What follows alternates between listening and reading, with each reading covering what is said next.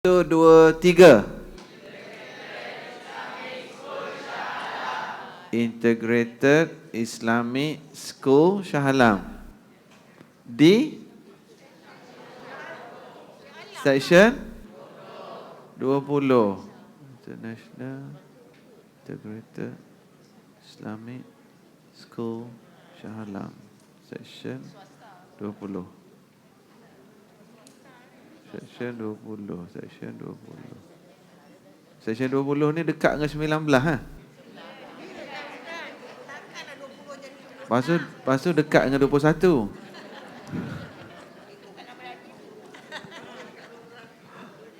Masya Allah. Yang datang ni darjah berapa, tingkatan berapa?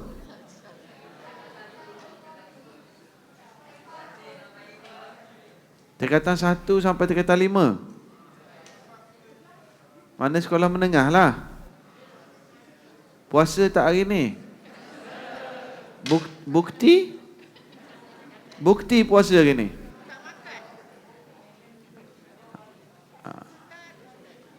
Adik-adik bukti puasa hari ni kat mana? Bukan saja adik-adik, ibu-ibu dan ayah-ayah pun cuba buktikan puasa hari ni.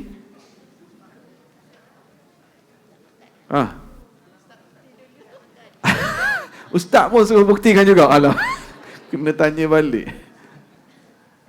Inilah ibadat yang paling ikhlas, ibadat puasa. Tak ada orang tahu. Tak ada orang tahu. Cikgu-cikgu, ustazah-ustazah pun ada juga dari IISA. Ada Yang dekat section 7 tu ada sekolah rendah dia kan? Yang tepi Rausha tu. Isa. Yang situ sekolah rendah kan? Yang tepi Surau Mawaddah.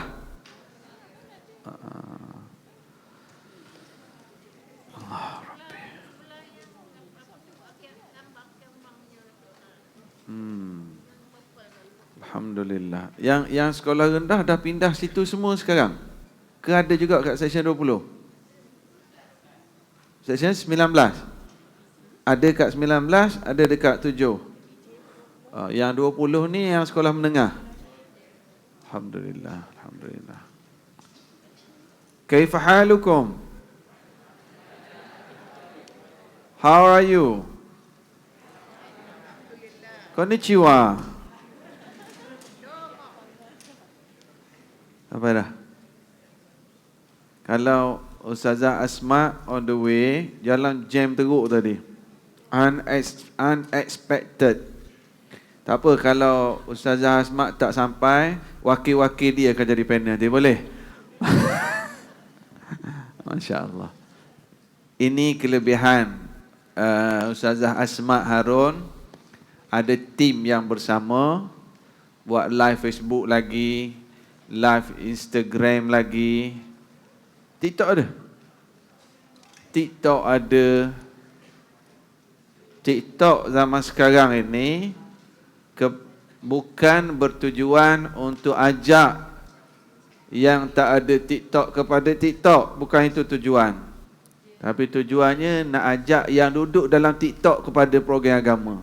Faham tak maksud saya? Bukan nak beritahu siapa yang tak ada TikTok, buatlah TikTok, follow Ustazah Asma. Bukan itu. Tetapi yang dah duduk dalam TikTok tu nak tarik ke TikTok ni. Adik-adik IISA ada TikTok? Ustazah dengar tu, jawab tu. Bagus. Tengok Adenin Tarbiyah Sentap.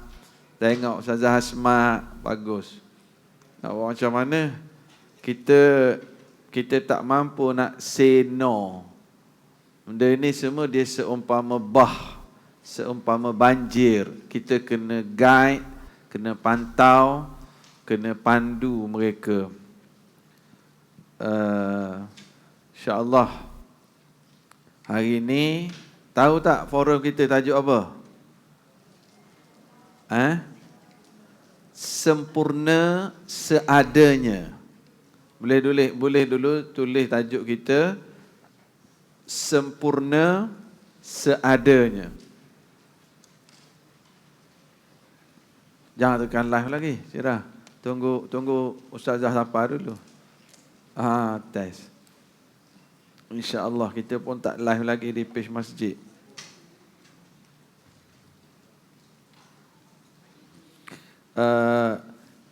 Yang ada dalam dewan ni, ada tak ibu-ibu ayah-ayah yang orang Pantai Timur, Kelantan, Terengganu, Pahang? Ada tak?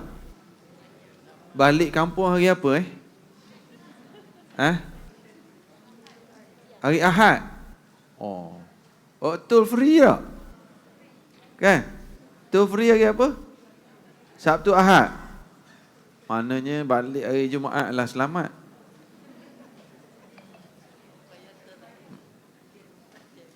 Kena bayar tapi tak jam. Kalau balik hari Sabtu Ahad tu, kemungkinan besar jam, kemungkinan lah. Okey. Ni mic Ustazah kan? Mic saya? Moderator? Okey. Yang mic Ustazah punya? Ada lagi nanti? Okey. Canggih sampai ada gabung gini semua faham. Masya Allah, Masya Allah.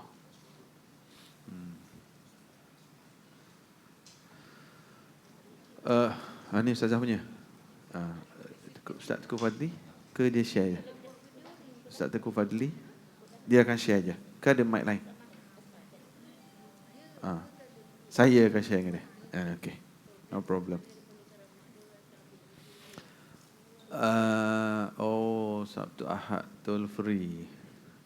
Dia kalau toll free ni palang ni terbuka Buka, tak payah bayar Ustaz, jalan je. Tak payah bayar, tapi palang dia naik turun. Tak, palang buka terus. Macam biasa kerja tol je. Mana palang buka terus, jalan je. Alhamdulillah. Dia bagi tahu bonda, boleh. Bonda tahu. Dia bagi tahu bonda, siapa nak balik kampung baliklah. Alhamdulillah. Kalau dihapuskan terus tu kan bagus. Alhamdulillah. Adik-adik IISA, apa khabar? Semua sihat? Hari terakhir sekolah hari apa? Jumaat sekolah lagi? Alhamdulillah. Alhamdulillah. Semua cukup puasa? Alhamdulillah. Alhamdulillah. InsyaAllah 20 tahun lagi adik-adik duduk depan ni pula. Boleh? InsyaAllah. Ganti ustaz-ustaz. InsyaAllah. Ustaz dulu masa belajar dulu gitulah cita-citanya. Cita-citanya nak belajar, kemudian nak berkongsi ilmu. Itulah cita-citanya. Dan Alhamdulillah Allah Ta'ala bagilah peluang untuk berkongsi ilmu setakat yang ada, setakat yang termampu. Belajar dengan niat untuk kongsi dan sebarkan ilmu. Hari ini berapa Ramadan dah kita? 28? 24? Lailatul Qadar bila? Dah ke belum?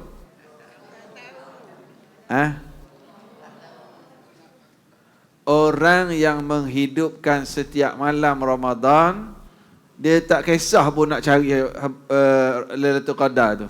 Dia tak kisah. Yang penting dia hidupkan tiap-tiap malam, dia confirm aku dapat. Ada orang awal Ramadan dia nak tunggu 10 akhir. Bila 10 akhir, dia nak tunggu malam ganjil. Bila malam ganjil, dia sibuk buka tingkap nak tengok pokok pisang dah sujud ke belum. Sibuk nak cari tanda. Tapi orang yang menghidupkan malam-malam Ramadannya, dia tak sibuk nak cari tanda, dia tak sibuk kira, dia jalan je. Maka confirm dia akan dapat Lailatul Qadar insya-Allah. Orang yang terserempak ibadat dan doanya malam Qadar, Dia tak tahu pun malam tu Lailatul Qadar. Dia dapat tak ganjaran? Dapat tak? Dia tetap akan dapat ganjaran. Dia tetap akan dapat ganjaran Lailatul Qadar. Jadi kita berada di akhir-akhir. Adik-adik cukup ke kursi? Okey, boleh? Ruang kursi tu. Okey. Yang lelaki ni pun okey boleh Dia antara cabaran ceramah dalam auditorium, kita berceramah kat sini, yang penonton tu mata dia kena separuh dah sebab nak tengok kita kat bawah kan. Separuh sikit ke habis? Jadi siapa yang ada tak siapa-siapa yang mengantuk? Siapa yang mengantuk dan kalau nak tidur boleh. Cumanya jangan terbaring dan jangan mengeluarkan bunyi. Orang yang tidur dalam majlis ilmu dapat pahala tak? Amboi, confident je jawab. Cepat je jawab, dapat. Okey. Adik-adik kita tengok. Ibu-ibu dan ayah-ayah kita. Kita orang ada energizer. Tengok tasbih. Allahu Akbar, tasbih. Sila berdiri atas kerusi.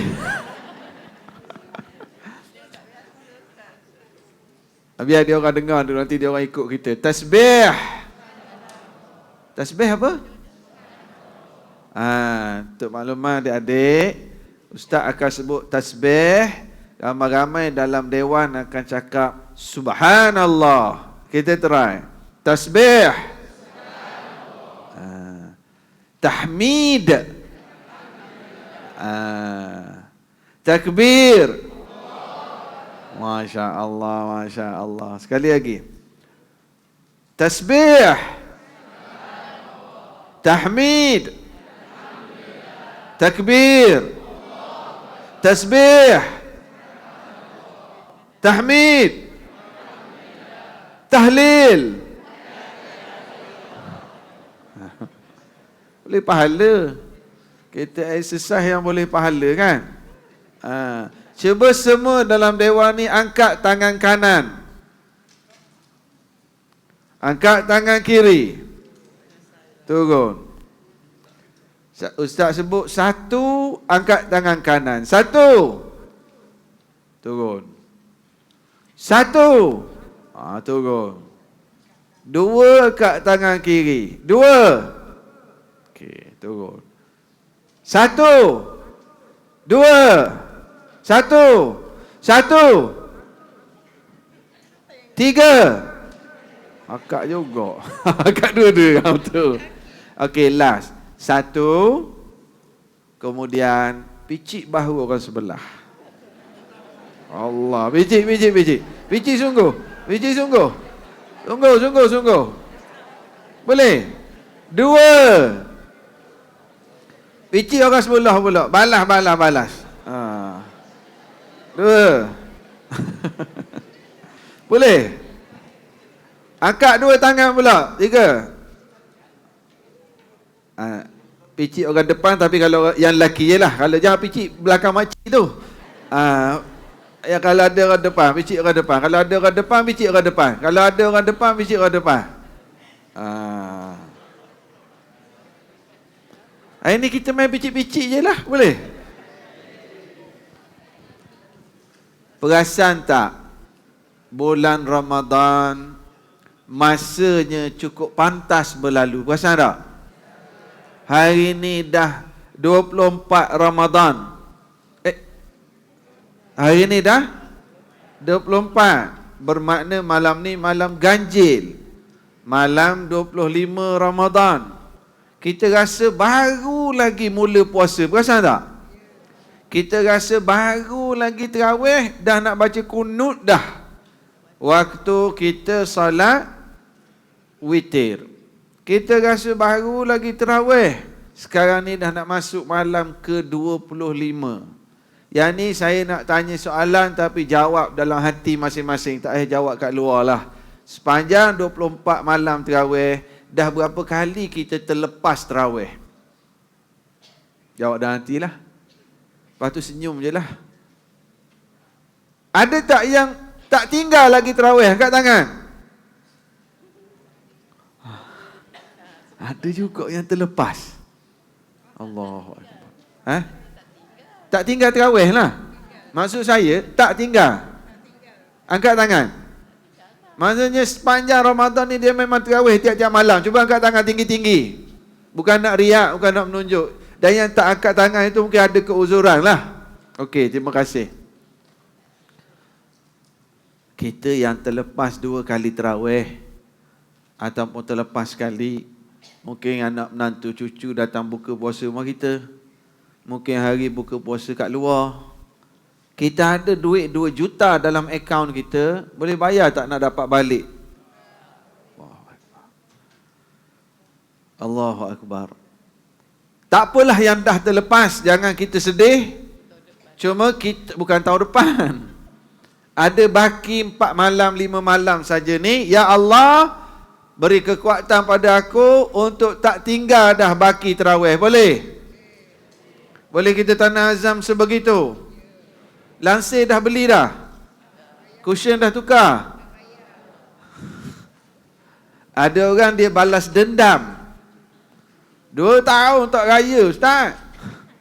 2 tahun tak raya. Maka tahun ni saya nak kau-kau raya. 4 pasang baju raya. Boleh ke macam tu? Apa salahnya? Tapi janganlah sampai terlepas tarawih, terlepas nak baca Quran sebab kita terlalu fokus kepada persiapan melampau sangat. Janganlah melampau. Tapi kalau 4 pasang, sebab apa 4 pasang? Yang dia berlidah dulu. Raya tahun lepas dia berlidah, pakailah sekali tahun ni. Silakanlah. Tapi kalau 4 pasang sampai orang sibuk cari tarawih, Lailatul Qadar, dia sibuk duduk jam kat tempat orang jual pakaian. Allah. Saya baru ni saya program kat mana? Puchong. On the way balik tu 10.30 pukul 11. Lalu dekat apa benda ni? Uptown. Itu section berapa tu? 24. Penuh kereta. Pukul 10.30 pukul 11. Kita tengok, ada apa ni? Ada apa ni? Ada pembantu saya kata, ni lah tempat Uptown, dia kata. Subhanallah.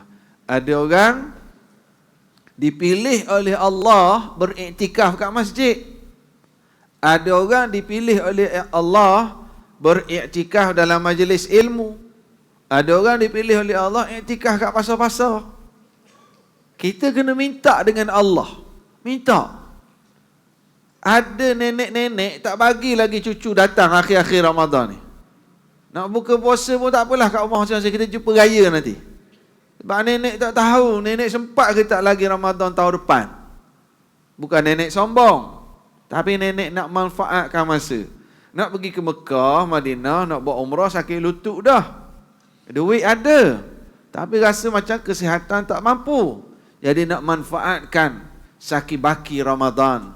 Kalau kita perasan, dalam setahun, saya selalu buat macam ni, dan saya nak ulang-ulang. Dalam setahun kemuncak kita Ramadan. Ramadan kemuncaknya apa? Kemuncaknya Lailatul Qadar. Lailatul Qadar kemuncaknya apa? Nak tahu kemuncak Lailatul Qadar, kita renung doa yang Nabi ajar kepada Ummul Mukminin Aisyah. Sebab Ummul Mukminin Aisyah radhiyallahu anha tanya Rasulullah, "Wahai Rasulullah, kalau saya dapat Lailatul Qadar nak baca apa?" Lalu Rasulullah pun ajar satu doa. Sila baca adik-adik kita. Apa doanya? Allahumma lakasumtu. Yang tu Lailatul Qadar, yang tu Maghrib. Kita baca dah itu kan? Jom kita baca ramai-ramai. Allahumma. Ni dah sahur ke tak ni hari ni? Saya pagi tadi pukul 4 pagi kena bertolak ke TV Hijrah pagi tadi. Sebab pukul 5 tadi live di TV Hijrah. Balik sambung kat sini pula. Jadi biar kita bertenaga semua. Dah lah menganjur tak sedia air. Allahumma innaka afuwun karimun tuhibbul afwa fa'fu anni. Allahumma innaka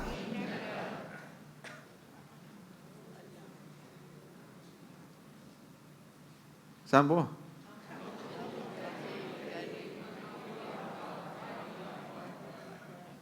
Fa'fu anna ke fa'fu anni? Ha? Apa beza fa'fu anni dengan fa'fu anna? Fa'fu anni singular. Fa'fu anna jamak. Betul tak? Adik-adik kita ni dia belajar Arabic, belajar English kan? Fa'fu anni untuk mufrad. Fa'fu anna untuk plural. Betul tak? Allahumma innaka afuwun karimun tuhibbul afwa fa'fu an. Adik-adik baca fa'fu anna. Niat adik-beradik yang lain, niat abah, mak. Kita juga ibu ayah, kita baca fa'fu anna lah. Kita niat anak, menantu, cucu kita. Jangan sekadar kita aminkan untuk imam di masjid, tetapi kita juga ada saat untuk kita bermunajat dan kita berdoa sendiri. Yang kita amin untuk imam tu aminlah. Tapi sepanjang 24 hari Ramadan ini, berapa banyak dah yang kita berdoa sendiri-sendiri, yang kita minta. Kalau ada orang, saya jiran saya, Allah, jealous betul saya. 4 hari lepas duduk sembang kat surau, sembang. Lepas tu lepas 2 hari senyap, tak ada kat surau. Dia pun WhatsApp kat saya, hantar gambar depan Kaabah dah. Depan Masjidil Haram. Allah, senyap-senyap pergi. Alhamdulillah.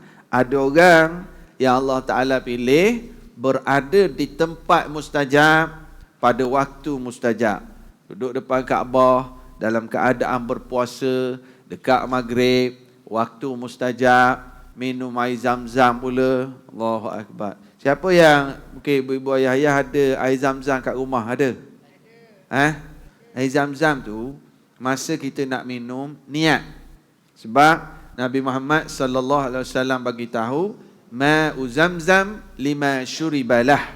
Air zam-zam ini adalah berdasarkan niat kita masa minum.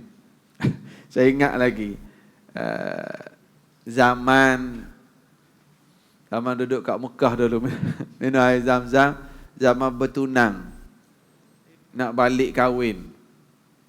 Antara niat saya minum air zam-zam, saya masa tu dah ambil lesen kereta, tapi saya takut nak pandu kereta.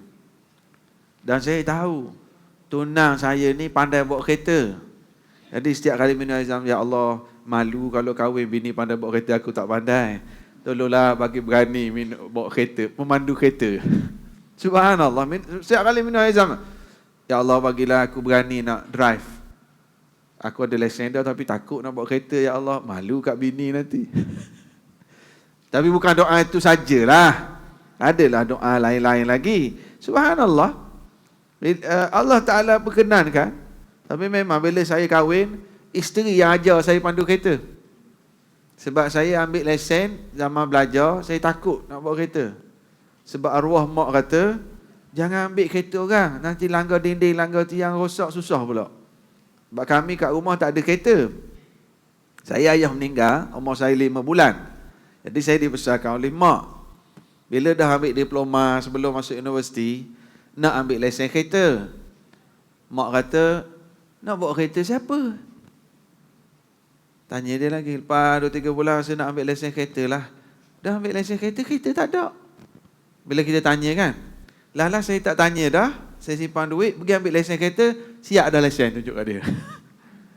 Bila minta izin, dia duduk tanya nak bawa kereta siapa.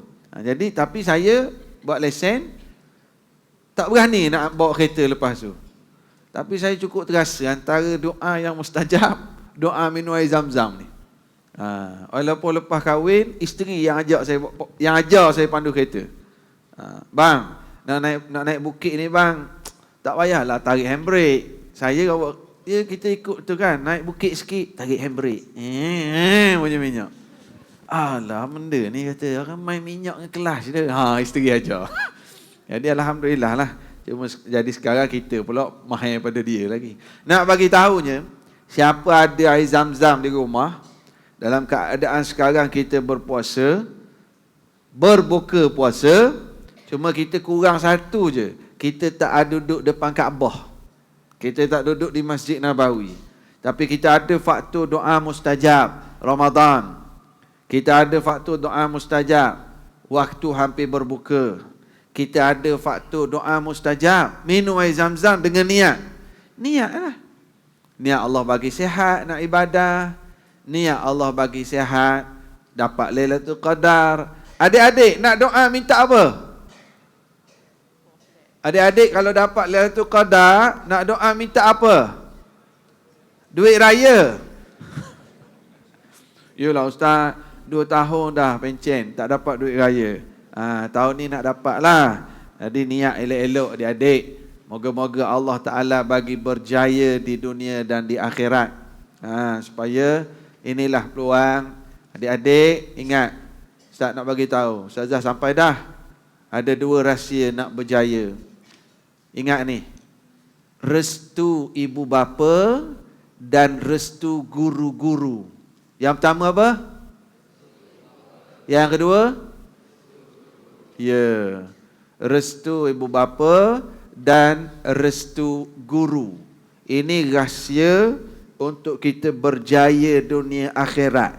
Bukan rahsia untuk dapat banyak A. Rahsia untuk berjaya di dunia akhirat. Yang pertama apa? Restu ibu bapa. Macam mana nak dapat restu ibu bapa?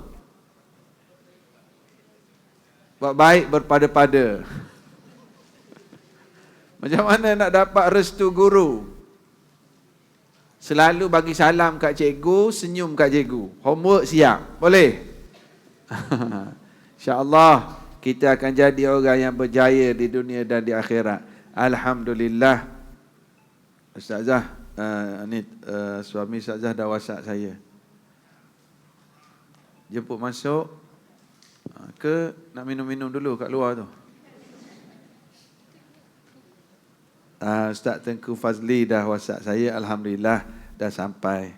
Memang kebelakangan ni lalu lintas memang unexpected.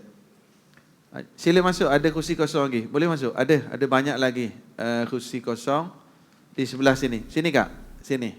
Masuk ke tengah ni. Sila. Okey. Fill in the blank. Boleh.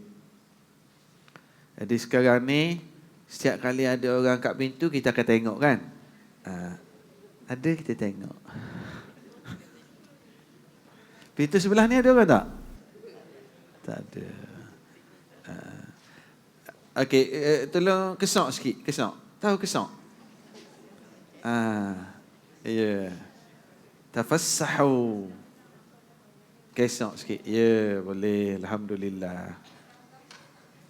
Alhamdulillah. Alhamdulillah. Bonda Yus, sihat? Okey hari ni? Alhamdulillah. Mari bawa kereta diri kan nak atau? Bawa sendiri? Masya Allah. Bonda ni kahwin tahun berapa itu? 71 ke 76? 71 ke 76 itu dah ingat dah? 71? Kahwin tahun 71, arwah ayah saya juru nikah. Ni orang Terengganu. Masa kahwin tahun 71 tu, saya pun tak ada lagi. Macam mana saya boleh tahu? Saya intai. Ya Allah. Seronok bila jumpa, diberitahu, Ustaz, juru nikah kami dulu tahun 71, arwah Tuan Padang. Dan ini yang saya pun terus teringat satu hadis Rasulullah sallallahu alaihi wasallam, di antara cara kita nak berjasa sekiranya ibu ayah kita dah meninggal dunia, kita jumpa orang-orang yang baik dengan dia, orang-orang yang ada kenangan dengan dia, kita berbaiklah. Jadi lama dah saya berkawan dengan cik ni.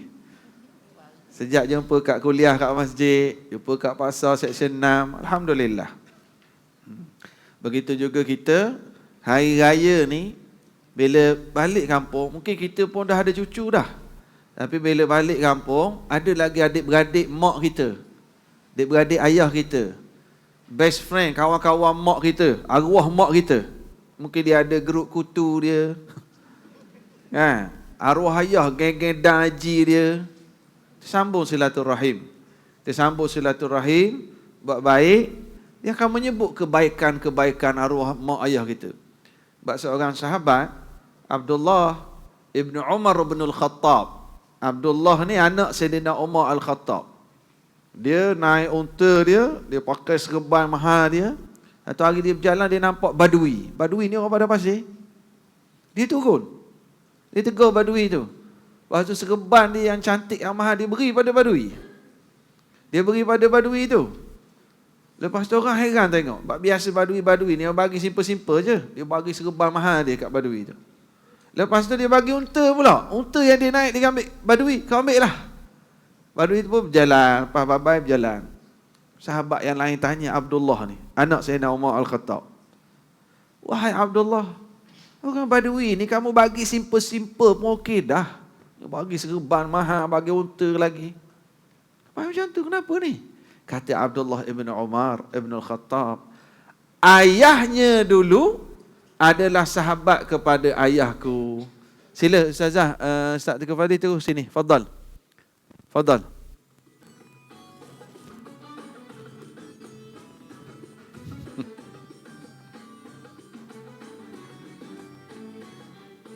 Okey. Siap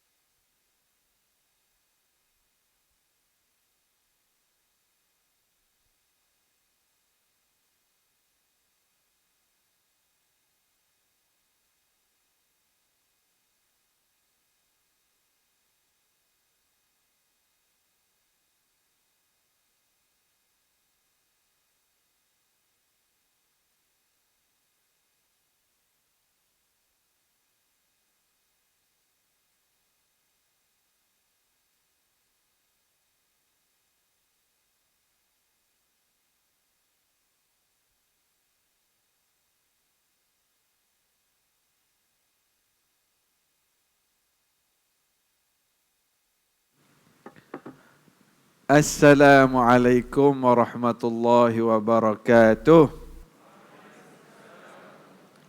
Alhamdulillah wassalatu wassalamu ala Rasulillah wa ala alihi wa sahbihi wa man walah.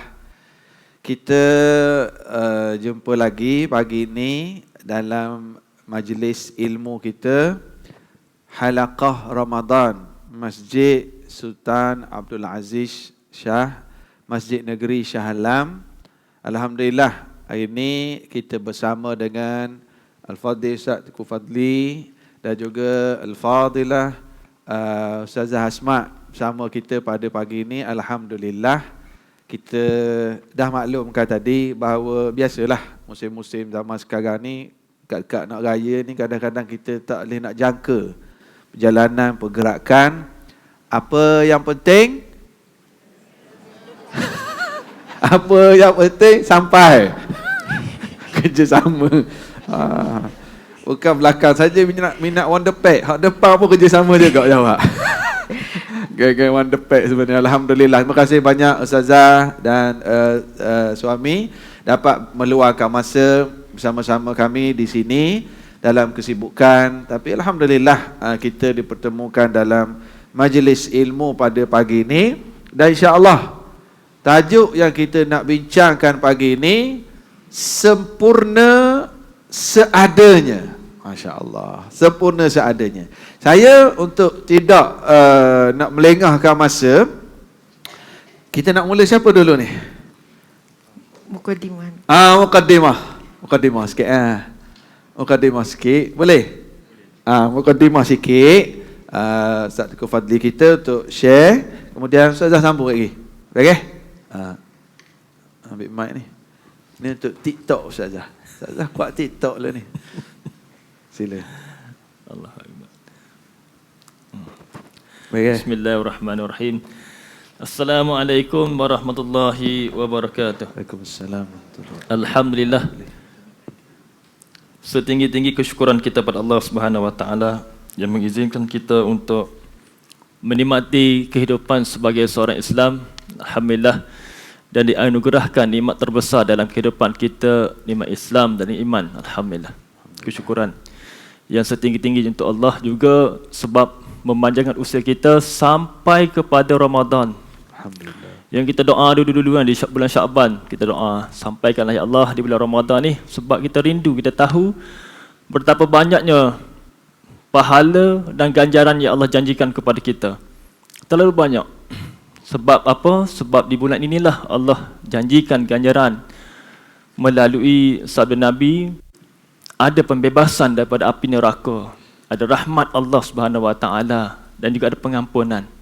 Ketiga-tiga ini dapat benda ni, insya-Allah semua akan ke syurga Allah Subhanahu wa taala. Maksudnya bulan Ramadan adalah bulan yang jalannya menuju ke syurga Allah Subhanahu wa taala. Dan moga-moga, nak bercakap panjang sebenarnya ni kata-kata lutut ni ustaz.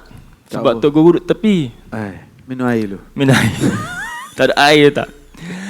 Tok Guru kita duduk tepi, tapi sepatutnya Tok Guru lah yang boleh Ana lah jadi moderator pada pagi ni Tok Guru jadi moderator terbalik ni.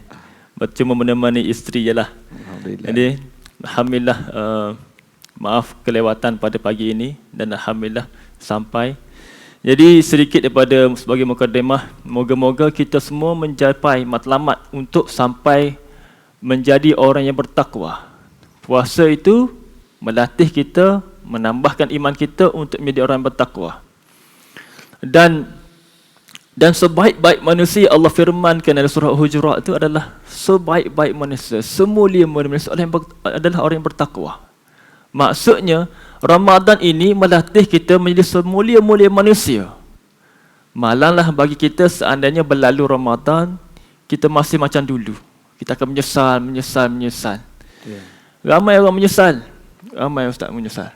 Lepas Ramadan menyesalnya tak tarawih, menyesalnya tak sedekah, menyesalnya tak baca Quran. Ramai menyesal. Menyesalnya kilo tambah balik. Betul. Lepas raya. Oh, betul. Itu lagi dahsyat tu. Jadi banyak penyesalan berlaku pada diri kita dan akhirnya yang paling kita menyesal adalah bagaimana kita melihat azab Allah Taala. Kita menyesal nak kembali kepada dunia ni. Ya Allah, qala rabbirji'un, ya Allah kembalilah aku ke dunia ni. Untuk apa? La'anli a'malu salihan. Itulah penyelesaian paling menyesal bagi seorang manusia bila mana melihat azab, dia menyesal nak kembali kepada dunia dan beramal soleh. Jadi sebagai penutupnya, bila mana antara ciri takwa itu kita dilatih dalam Ramadan sebagaimana kata Sayyidina Ali adalah khaufu minal jalil. Takut kepada ni pencipta kita ni.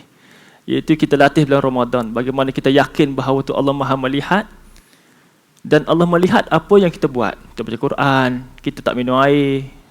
Ustaz minum air? Minum sebelum sahur tadi. Sebelum sahur. Alhamdulillah. Bagus tak?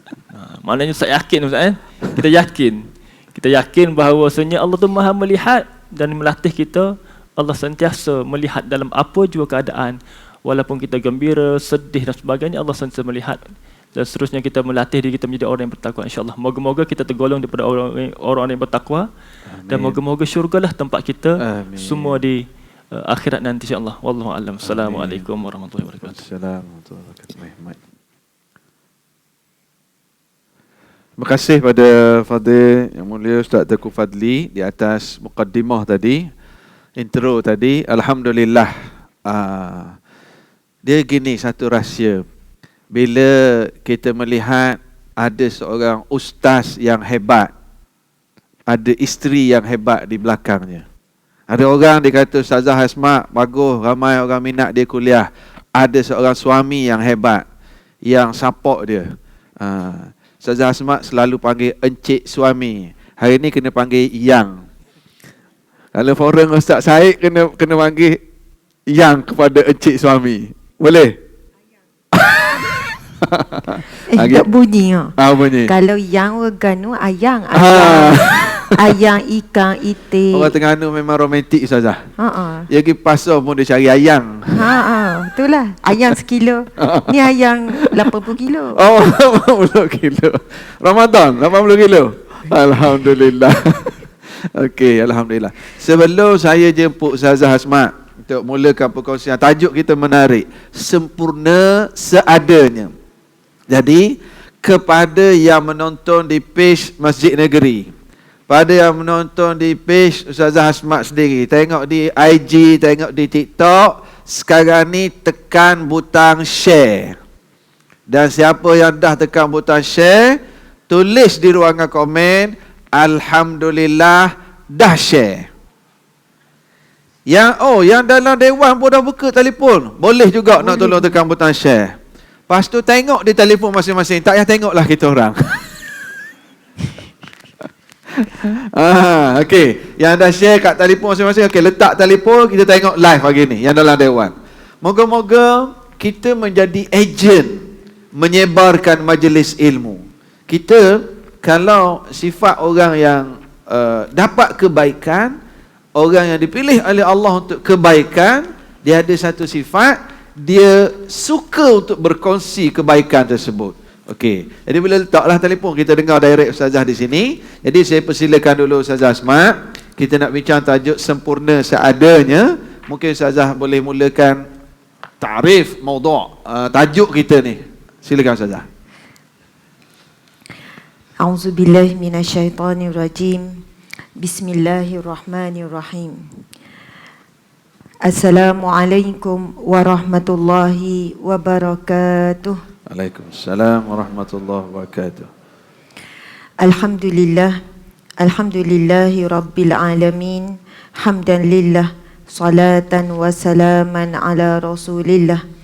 Sayyidina wa maulana wa habibina wa syafi'ina Muhammad ibni Abdillah wa ala alihi wa ashabihi awliyaillah. Segala pujian kita rafa'kan, kita angkat, kita tujukan semata-mata kepada Allah Subhanahu wa taala. Setiap hari kita sentiasa diuji dengan pujian, diuji juga dengan kejian.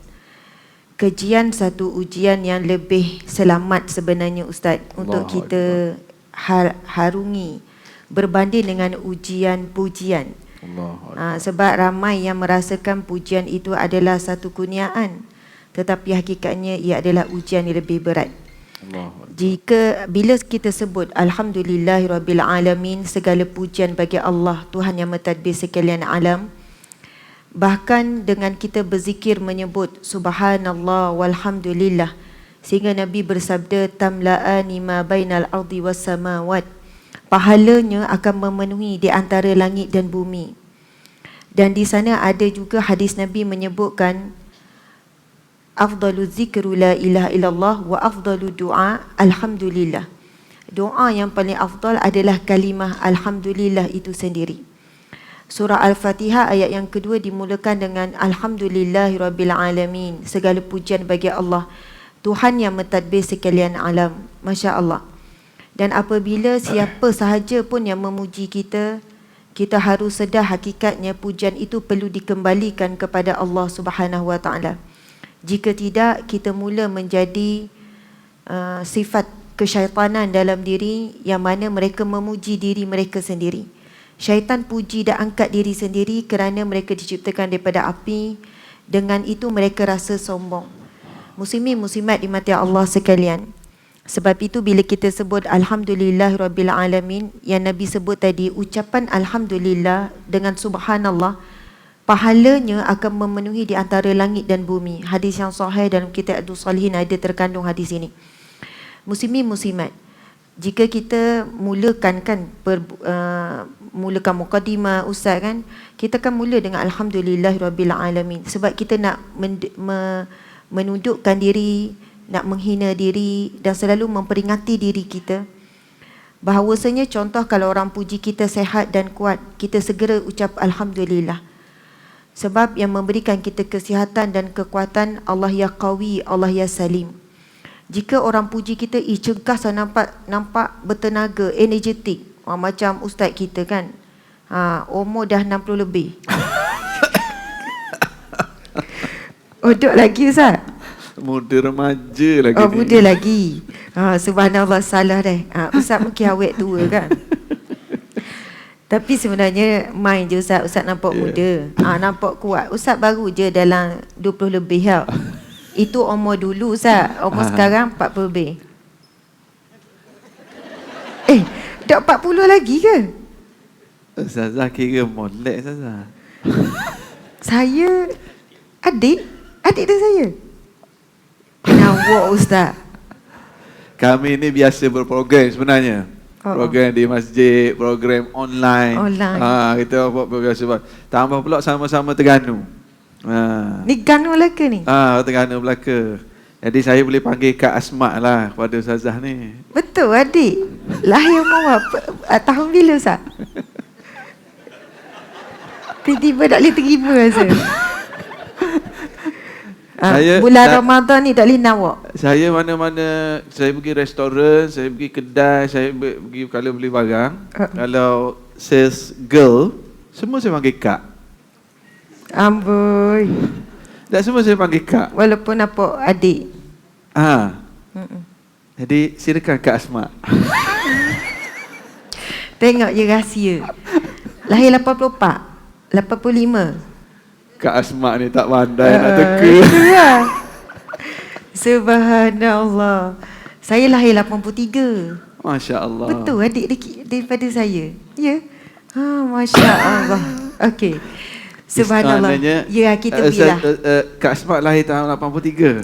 Ya. Adik lahir berapa? Betul. Semua kedai saya pergi, semua barang saya akan panggil Kak kalau. Okey, jadi sebenarnya tua dia saya. Isteri saya lahir tahun 84. Okey. Ustaz 2 tahun lebih tua dia. Kak Asma ni tak pandai nak teka. Tak pandai teka. Malu ni tengah live ni. Suami dia terus scroll FB nak check. Tolong check Bon. Dek, tolong cari nanti bagi maklumat. Sambung bocor rahsia nanti. Okey, bocor rahsia. Masya Allah, contohlah orang puji nampak ustaz. Cegah. Nama Allah Asmaul Husna, Allah ya Rashid yang Maha Cergas. Allah memberikan kita kecergasan. Kalau puji ustaz Said ni bijak, dia kan macam nampak macam bijak lah. Nampak macam. Nampak macam. Yelah, dari segi susunan ayat kreatif. Sekarang ni nampak kau bijak sikit bab masak. Itu ada program masak kan? Subhanallah. Sampai masuk TV ustaz kan? Program masak tu. Kalau nak menu bagi tahu. Biasanya kalau siapa masuk TV ni, dia baru belajar masak, dia baru pandai. Orang buat lama dah pandai, dia tak ada lah sibuk-sibuk heboh-heboh nak masuk TV. Yang ni betul Kak Asma. Saya anak bonsu, kakak 2 orang, dan isteri saya pula dia anak sulung. Jadi bab-bab masak ni saya tak pandai. Tapi sebab TV Hijrah minta juga suruh masak pun ni, itulah kita kata letak minyak secukup rasa. Salah skrip. Itulah. Yang selamat ni secukup rasa tau. Okey. Subhanallah, muslimin-muslimat. Masya Allah. Sebenarnya apa yang kita sebut ni ada kaitan dengan tajuk kita. Secukup rasa, sempurna seadanya. Subhanallah, Allahu Akbar. Muslimin muslimat, terlebih dahulu nak ucap terima kasih kepada pihak penganjur iaitu Masjid Sultan Salahuddin Abdul Aziz Shah Alam Selangor. Orang panggil Masjid Negeri. Masjid Negeri. Ini kali kedua kita di sini.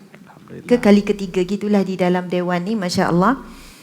Terima kasih kepada Ustaz Syed Muhammad Nur Hisham bin Tuan Padang. Kadang dia betulkan Syed ke Syed? Syed. Berapa kali dah saya dibetulkan? Syed. Alhamdulillah. Okey, subhanallah. Seterusnya kepada barisan ahli jawatan kuasa masjid, muslimin muslimat yang hadir semua. Lepas tu kita nampak ada daripada sekolah. Adik tunjuk kejap. Ni pada sekolah warna purple gelap ni warna kesukaan ustazah ni. Masya-Allah. Subhanallah, angkat tangan. Ini daripada madrasah mana? Sekolah. Satu, dua, tiga. Sekolah mana? Oh, International Islamic School Shah Alam. Integrated International School Shah Alam. Integrated Islamic School Shah Alam. Okey. Isa. Oh, bila sebut korang putih nampak cerdik sikit kan? Nampak juga. Tak apalah Kak, silakan Kak. Integrated Islamic School Shah Alam. Oh, subhanallah. Atas tu muslimat angkat tangan. Ini daripada tingkatan 1 sampai ni, lepas tu ada sampai tingkatan 5. Ada hafaz Quran juga. Ya, adalah ya. Subhanallah, dan belajar. Mungkin kita boleh kenal sekolah ni. Ustaz tahu lah sekolah ni? Ya. Dekat section 20. Dekat. Ustaz Dr. Jeng hidup Shah Alam. Kami dari Seremban. Subhanallah. Muslimin muslimat dimati Allah sekalian. Nampak macam bijak. Tu lah. Saya tanya dah sebelum saja sampai. Tadi tanya dah dia orang sekolah kat mana. Tu saya boleh jawab ni. Oh gitu. Nampak macam bijak. Masya Allah. Macam tahu belaka lah bab Shah Alam. Padahal baru tahu. Comel. Soalan bocor. Dengan tudung atas nanti kita ambil gambar meramah deh. Masya-Allah, masya-Allah. Muslimin muslimat dimati Allah sekalian. Tadi kan encik suami kena panggil sayang. Ya. Panggil yang. Kalau tak kena kena denda. okey, encik yang gitu. Boleh lah. Okey, bersama dengan encik yang tadi. Macam geli ni ustaz. Kan? Ya biasa belakang depan orang. Betul dah tu, ikut yang Kak selesa lah. Okey, baik adik. Okey. Encik suami sebut berkenaan dengan takwa.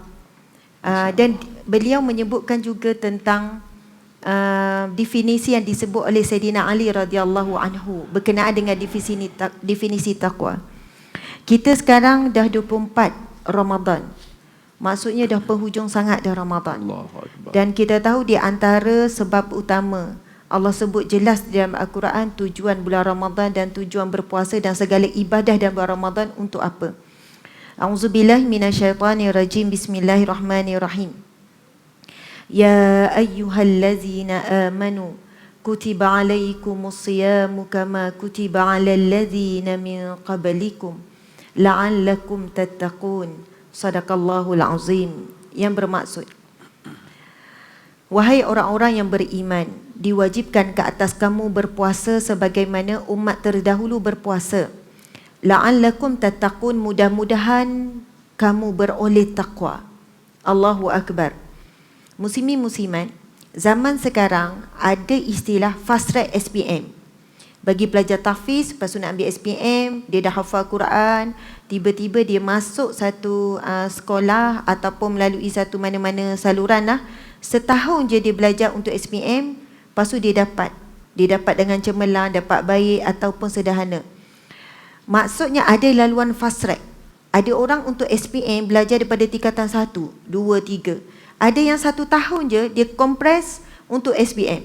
Sebelum tu tak pernah belajar subjek-subjek. Subhanallah. Antara metafora yang dikatakan oleh alim ulama, seumpama Ramadan ini fast track untuk dapat takwa. Sedangkan takwa ini adalah satu anugerah yang sangat tinggi. Kerana kedudukan orang yang bertakwa, dia dijamin syurga dan dia diharamkan Allah neraka bagi golongan-golongan yang bertakwa. Tapi bagi beriman, kan kita ada Muslim, naik peringkat sikit mukmin, naik peringkat lebih tinggi darjat muttaqin, muqarrabin, mukhlisina lahuddin, itu peringkat para nabi dan sebagainya. Muslimin muslimat dimati Allah sekalian, bila Allah berikan kita bulan Ramadan dan disebut di dalam surah Al-Baqarah ayat 183 tu, wahai orang yang beriman, Allah seru kita dengan wahai orang beriman, diwajibkan ke atas kamu berpuasa sebagaimana umat terdahulu berpuasa, la'allakum tattaqun, mudah-mudahan kamu beroleh takwa. Allahu Akbar. Jadi dah 24 Ramadan, agak-agak kita dapat tak takwa, buah takwa yang dijadikan tujuan utama Ramadan ni. Dan kita tahu bulan Ramadan ini puasa bukan hanya pada perut, puasa lidah, puasa mata, puasa telinga semuanya. Dan saya nak sebutkan lagi 4 definisi takwa yang disebut oleh Sayyidina Ali radhiyallahu anhu, dah disebutkan oleh encik suami tadi. Masya Allah. Sayyidina Ali sebut definisi takwa ada 4. Jadi kita nak cek secara sepitah lalu, kita miliki tak 4 ciri-ciri orang yang bertakwa ni. Yang pertama yang disebut oleh encik suami tadi, al-khauf bil jalil. Merasa takut dengan Allah. Al-khauf, merasa takut dengan Allah. Muslimin muslimat, takut dengan makhluk, kita akan semakin jauh. Kita menjauhilah. Kan? Contohnya ustaz takut apa? Takut bini. Semakin dekat. Takut bini pun semakin dekat. Masya Allah. Nampak muka tahu dah. Okey, subhanallah. Kalau takut pada binatang contohnya, kita lari jauh kan? Kita akan lari jauh. Kalau rimau lah depan mata, tak tahulah terpaku ke ataupun lupa sakit lutut, laju daripada orang lain kan. Lupa semua. Maksudnya ketakutan tu melebihi membuatkan kita menyalam akal dan kita berlari jauh. Allahu Akbar.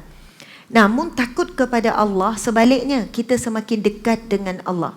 Kerana dengan semakin dekatlah hilangnya rasa takut.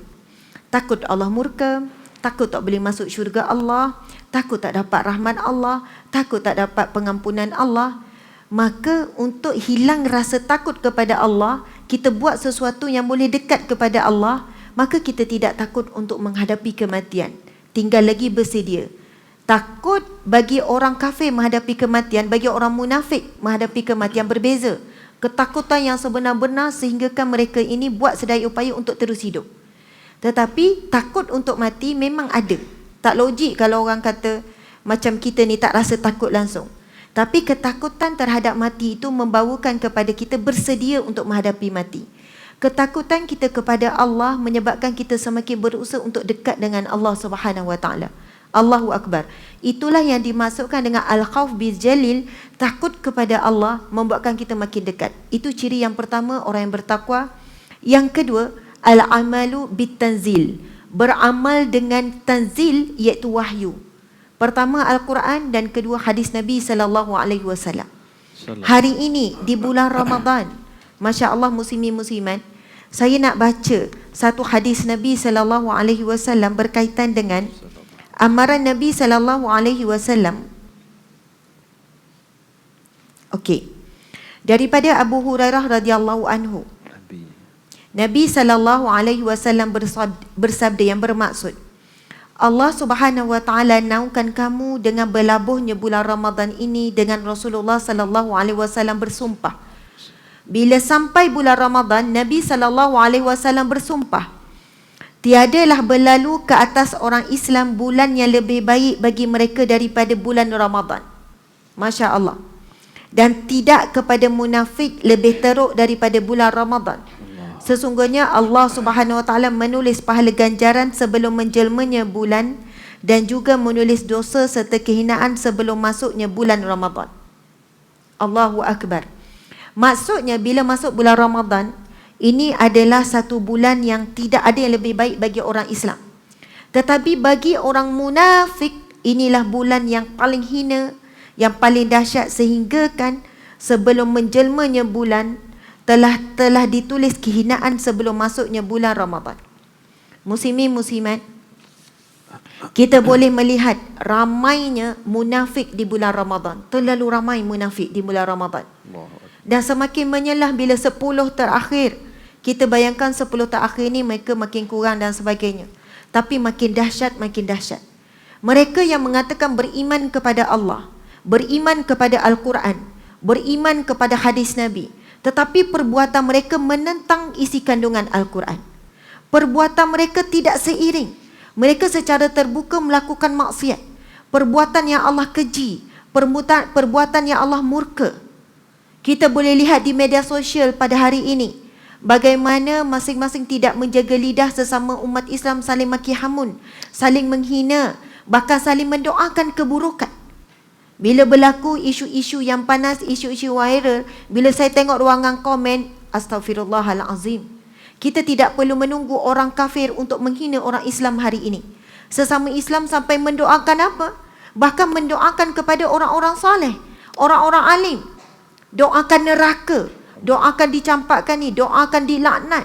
Sesama Islam. Berlaku dalam bulan yang suci, bulan yang mulia. Dan kita boleh lihat beberapa hari ini bagaimana media sosial kan tersebarnya pelbagai bentuk. Kita fikir kalau dulu kita berlawan dengan orang non-Muslim, mereka mempromosi LGBT, tapi ini orang Islam yang mengaku Islam, yang berpuasa, melakukan promosi LGBT secara terbuka. Allahu Akbar. Kalau kita nak kupas satu-satu perkara ini bukan dibincangkan secara biasa-biasa, sepatutnya memang secara serius. Dengan merasai keinsafan dan kena bertindak dengan lebih cepat kepada pihak-pihak yang berwajib. Kita ni ustaz boleh cakap-cakap gini je lah. Subhanallah. Tetapi kita mengharapkan dengan berkata begini, kita boleh memberi kesan yang lebih besar. Kalau bukan di peringkat atas, tetapi di peringkat sama-sama rakyat, sama-sama ummah. Muslimin muslimat. Sebab itu bila disebut yang kedua definisi takwa, al-amalu bil jawab, al-amalu bit tanzil. Bukan Ustazah, saya minta maaf. Ya. Saya untuk Ustazah tadi al-khawfu minal jalil. Ya. Ustazah nak masuk yang kedua, al-amal bit tanzil kan? Ya. Belum Ustazah masuk tu, saya nak maklum pada Ustazah dan Ustaz Tengku dan pada semua, hari ini jadi hari ini dalam sejarah pada saya. Saya kena buat sesuatu hari ini yang sejarah. Ustazah, saya ni sebenarnya program kita pukul 9 sampai pukul 10. Tapi sebab ada kemudaratan sikit terlewat tadi, saya pukul 10.30 saya ada program dengan Yadim. Pentas online. Yang pernah jemput Ustazah tu. Program secara online. Jadi kalau jadual asal dia pukul 10 kita dah selesai. Saya akan beredar. Jadi saya nak minta izin Ustazah dan Ustaz Tengku dan pada semua, saya nak beredar dulu. Hari ini dalam sejarah. Kali pertama dalam hidup saya, dalam majlis saya terpaksa keluar. Tapi yang penting, life must go on.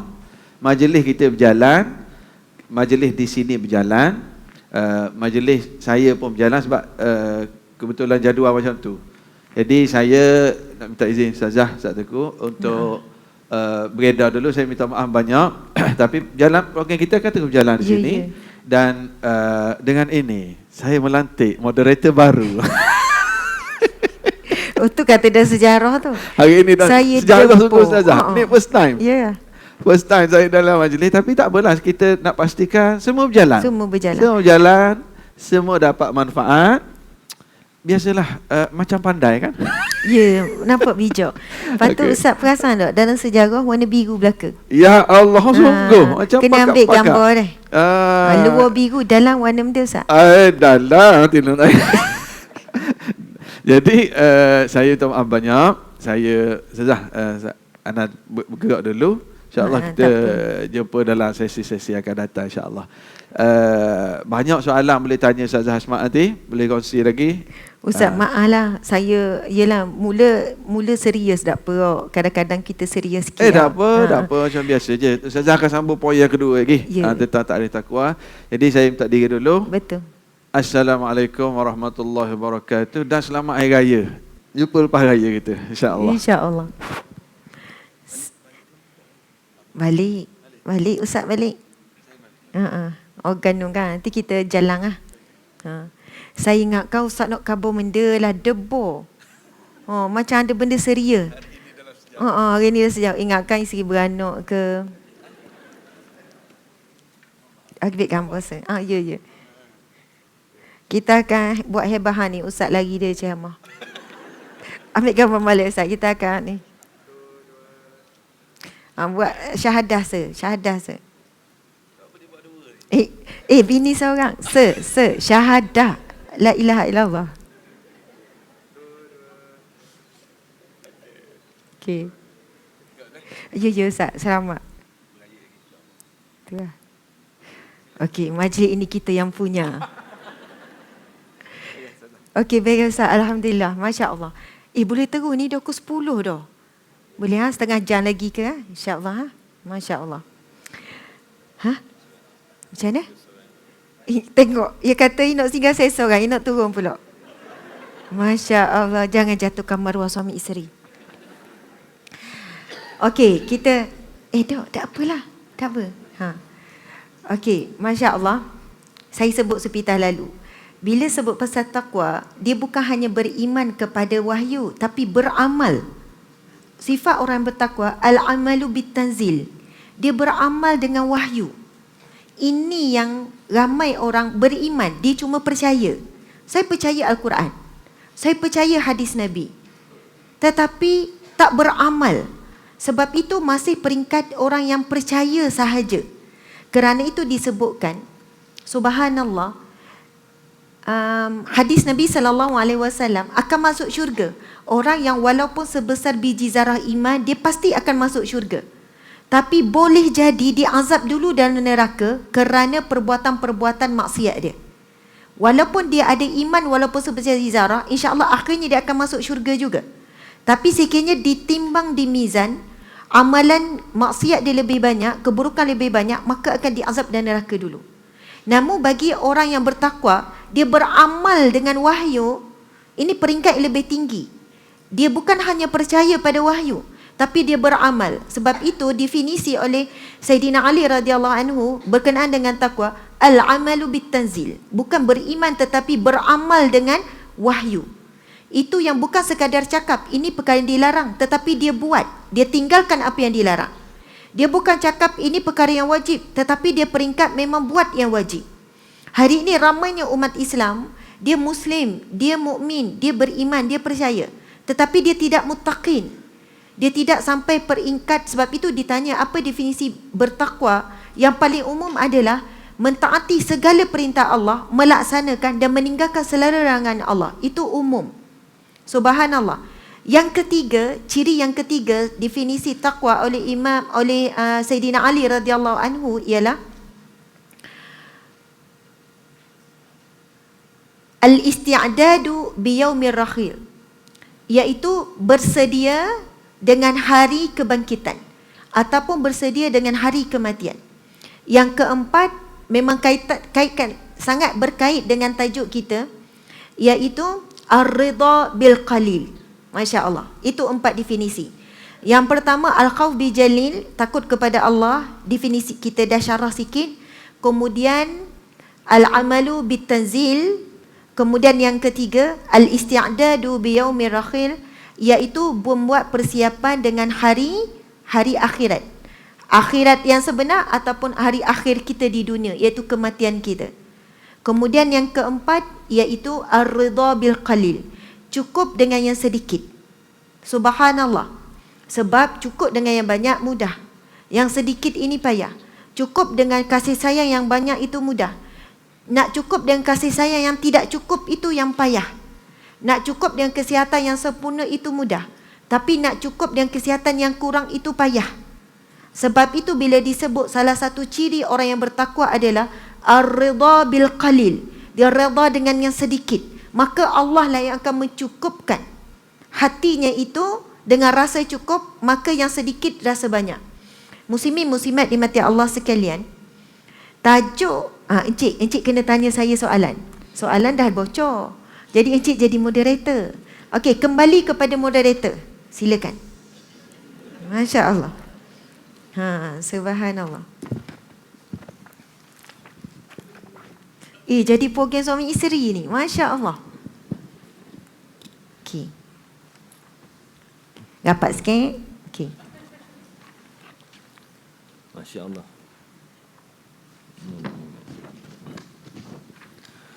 Alhamdulillah, mukadimah yang sangat panjang oleh Ustazah tadi. Alhamdulillah. Dan soalannya untuk Ustazah, pada pandangan Ustazah, apakah yang dimaksudkan dengan seadanya? Adakah seadanya boleh diterjemahkan dengan mengikut kemampuan masing-masing atau cukup asal ada? Apakah yang dituntut dalam Islam berkenaan seadanya? Okey, subhanallah. Terima kasih kepada saudara moderator. Nama siapa tadi? Nama Fazli. Okey, Masya Allah. Allahu Akbar. Muslimin muslimat dimati Allah sekalian, tajuk kita sempurna seadanya. Masya Allah. Umum, tajuk tu umum. Kita boleh faham berkenaan dengan Ramadan. Cukup seadanya, sempurna seadanya. Tajuknya sempurna seadanya. Ramadan kita buat sesempurna seadanya. Kalau kita sebut sempurna, sempurna sebaik-baiknya kan. Maksudnya, subhanallah muslimin muslimat, bila kita pergi kepada perkataan sempurna seadanya, di dalam Al-Quran Allah Subhanahu Wa Taala sebut antaranya Bismillahirrahmanirrahim, surah Al-A'raf ayat 31. A'udzubillahi minasyaitonirrajim. Ya bani Adam khudhu zinatakum inda kulli masjidin wa kulu washrabu wa la tusrifu innahu la yuhibbul musrifin. Sadaqallahul azim, yang bermaksud, wahai anak Adam, pakailah pakaianmu yang indah setiap kali masuk masjid. Masya Allah. Makan dan minumlah dan janganlah berlebih-lebihan. Sesungguhnya Allah tidak menyukai orang yang berlebih-lebihan. Masya Allah. Sempurna seadanya muslimin muslimat. Allah memulakan dengan satu perintah. Wahai anak Adam, pakailah pakaianmu yang indah setiap kali kamu masuk masjid. Masya Allah. Hari ini kan, contohlah anak-anak kita kan duduk ambil baju dekat galeri kat kedai. Tiba-tiba kita pula. Ya. Ambil dekat galeri tu, Masya Allah. Lepas tu anak kita serba salah. Macam mana Umi, asyik diorang sebenarnya pakai baju sebab nak jadi model. Bila siap kali pakai baju, bawa balik baju baru. Siap kali nak pergi buat live model baju, bawa balik. Lepas tu anak-anak tanya, dah banyak ni Umi, jadi banyaklah pula baju jubah yang elok-elok. Takut tak guna. Lepas tu saya kata, setiap kali pergi surau, pakai baju yang indah. Tak apa terlebih baju untuk khas pergi masjid, pergi surau.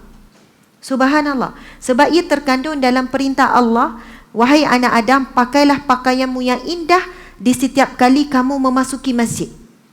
Tapi kita terbaliklah. Nak pergi makan dinner ke, nak pergi kenduri ke, itulah pakaian yang paling indah kita akan pakai. Nak pergi jalan-jalan ke, itulah yang kita akan pilih.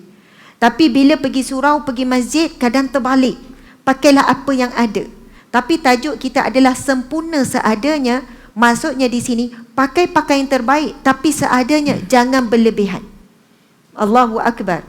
Jadi di dalam firman Allah ini, kalau kita nak fahami tajuk kita, sangatlah bertepatan.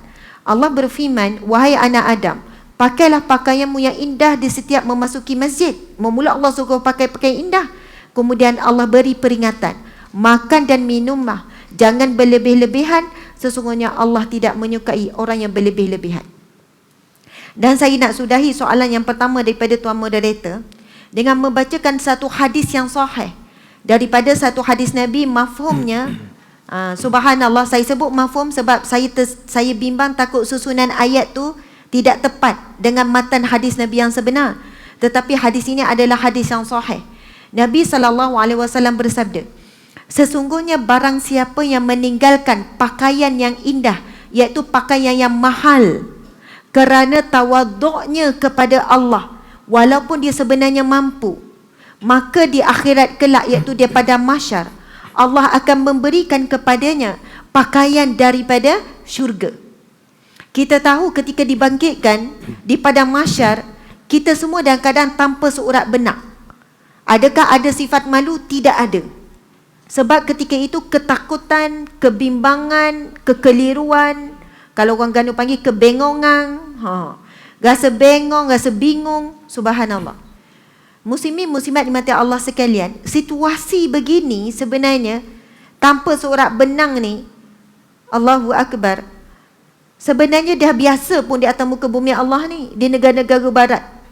Mereka ni tanpa seurat benang, memang tak ada apa-apa. Atas bawah ke tak ada apa-apa, tanpa seurat benang sungguh-sungguh. Apabila hawa nafsu, apabila dunia, apabila sifat kebidanangan, maksudnya sifat malu tak ada langsung. Seperti mana sifat binatang. Binatang kan kalau dia nak bersama pun depan khalayak ramai je. Binatang kalau nak bergaduh pun laki bini depan khalayak ramai je. Binatang kalau nak berebut makanan depan khalayak ramai je. Tak ada dia orang kata, malulah manusia tengok. Bahkan binatang membunuh binatang pun tak ada apa. Tak ada pun dimasukkan dalam bicara mahkamah. Maksud itulah cara hidup binatang. Dan bila manusia, cara hidupnya binatang memang macam tu. Sebab itu kalau kita fikir, dia pada mahsyar kelak tak ada sorak benang, memang begitulah. Kami pernah duduk di beberapa ketika duduk di Australia sebab encik suami, itulah kadang saya panggil encik. Bukan apa, beliau sebenarnya pun tak selesa panggil ustaz, tapi okey je lah kan. Sebab beliau bukan background pengajian Islam, di chemical engineering, sebelum ni pensyarah bidang chemical, kejuruteraan kimia. Tapi bila orang panggil ustaz tu, dia iakan je lah. Dan nasib dia suami pada ustazah kan. Subhanallah. Rasa menyesal ke? Tak, okey, masya-Allah. Okey, memang pantai di sana kadang-kadang tu kita memang pelik. Bila kita nak bawa anak-anak, akhirnya kita tak nak bawa ke pantai. Mereka memang langsung tak ada apa-apa. Jadi suasana di mahsyar ni, itulah suasananya. Tetapi ada golongan yang akan diberikan pakaian di mahsyar lagi, iaitu mereka yang disebut dalam hadis Nabi tadi tu. Barang siapa yang meninggalkan pakaian yang megah, pakaian yang mahal, kerana tawaduknya kepada Allah, bukan kerana tidak mampu. Nabi sebut bukan kerana tidak mampu, mereka mampu. Mereka akan diberikan pakaian yang indah ketika berada di mahsyar. Muslimin muslimat dimati Allah sekalian.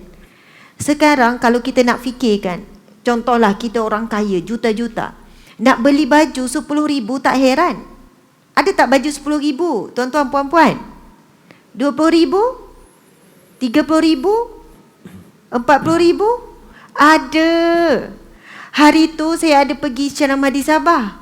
Lepas tu kan, adalah cerita, pendek cerita, tudung yang dipakai orang sebelah saya tu, tudung kecil, tudung biasa saja. Nampak kain tu kain biasa. Harga tudung dia 7,000. Tudung saja 7,000. Bukanlah nampak eksklusif ke apa, nampak biasa. Kalau tak bagi tahu, saya ingat RM70. Tak baik kan? Sebab dia memang tudung biasa. Ataupun paling mahal 100 lebih lah. Tapi dia kata 7,000. Saya kata 7,000. Ustazah, ini sudah kira murah sikit. Sebab tudung ini ada yang harganya 40,000. Tudung saja. Saya pernah jumpa lelaki pakai sampin harga 40,000. Dia kata, Ustazah, ini standard. Ada mahal lagi 80,000. Astaghfirullahalazim. Saya teringat satu kisah ulama Umar Abdul Aziz, Khalifah Umar Abdul Aziz. Dia ada seorang anak yang memang kaya, anak yang bukan tak ada duit, memang kaya. Masya Allah. Lalu dengar berita kepadanya, anak dia membeli satu cincin yang berharga 1,000 dirham. 1,000 dinar ataupun 1,000 dirham. Macam itulah, 1,000 dinar boleh jadi. Sampai berita itu kepada dia bahawa anaknya membeli cincin yang mahal. Lalu dia mengutuskan surat dengan penuh kasih sayang. Wahai anakku, sekian-sekian. Aku menyarankan kepadamu untuk menjual cincinmu itu dan memberi makan kepada 1,000 asnaf fakir miskin. Lalu belikanlah untukmu satu cincin yang bernilai 1 dinar. Macam itulah. Maksud itu cadangan seorang ayah kepada anak. Muslimin muslimat dimati Allah sekalian. Sekiranya benar kita mampu, contohnya, bagi orang yang kaya sampai puluh-puluh juta harta dia, mungkin ratus juta, dia mampu membeli baju 40,000. Jadi baginya membeli baju 10,000 itu sederhana baginya. Bagi kita mungkin membazir, mungkin melampau, mungkin berlebihan. Jadi ukuran membazir itu mengikut kadar. Begitu juga dia perlu memberi sedekah mengikut kadar rezeki yang Allah beri. Saya tu kadang-kadang nak jawab soalan ni, setengah orang tu kan, seorang wanita tanya, Ustazah, suami saya bagi duit bulanan 40,000. 40,000, bukan 4,000 ya. Kita 400 belum tentu. 40,000. Dan suami dia ada banyak. Bukan cakap kat encik suami sendiri ya. Masya Allah, Allahu Akbar. Suami dia ada banyak stesen minyak. Banyak cawangan. Jadi itu baru duit poket saja 40,000. Dia kata, Ustazah, salah ke bila saya beli handbag harga 4,000? Saya sebenarnya mampu je kalau nak beli harga handbag 20,000. Saya beli 4,000. Tapi orang kata saya membazir, saya itu, saya ni. Saya nak jawab macam mana? Saya akan jawab begini. Puan besarkan sedekah sebagaimana besarnya rezeki yang Allah beri pada puan. Bagi orang yang gaji 1,000, sedekah RM10 itu besar. Bagi orang yang berpendapatan 100,000, sedekah 1,000 itu masih sedikit. Subhanallah. Sebesar itu rezeki yang Allah kurniakan, sebesar itu kesyukuran perlu ditunjukkan dalam bentuk nafkah yang diberikan. Sebab itu kita tidak boleh semudahnya menilai seseorang tu.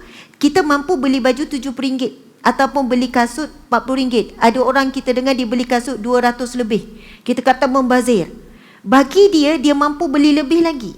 Masya Allah, Allahu Akbar. Dan saya tengok kupasan yang diminta kepada saya sebab dekat dengan raya ni adalah peringatan-peringatan supaya tidak membazir.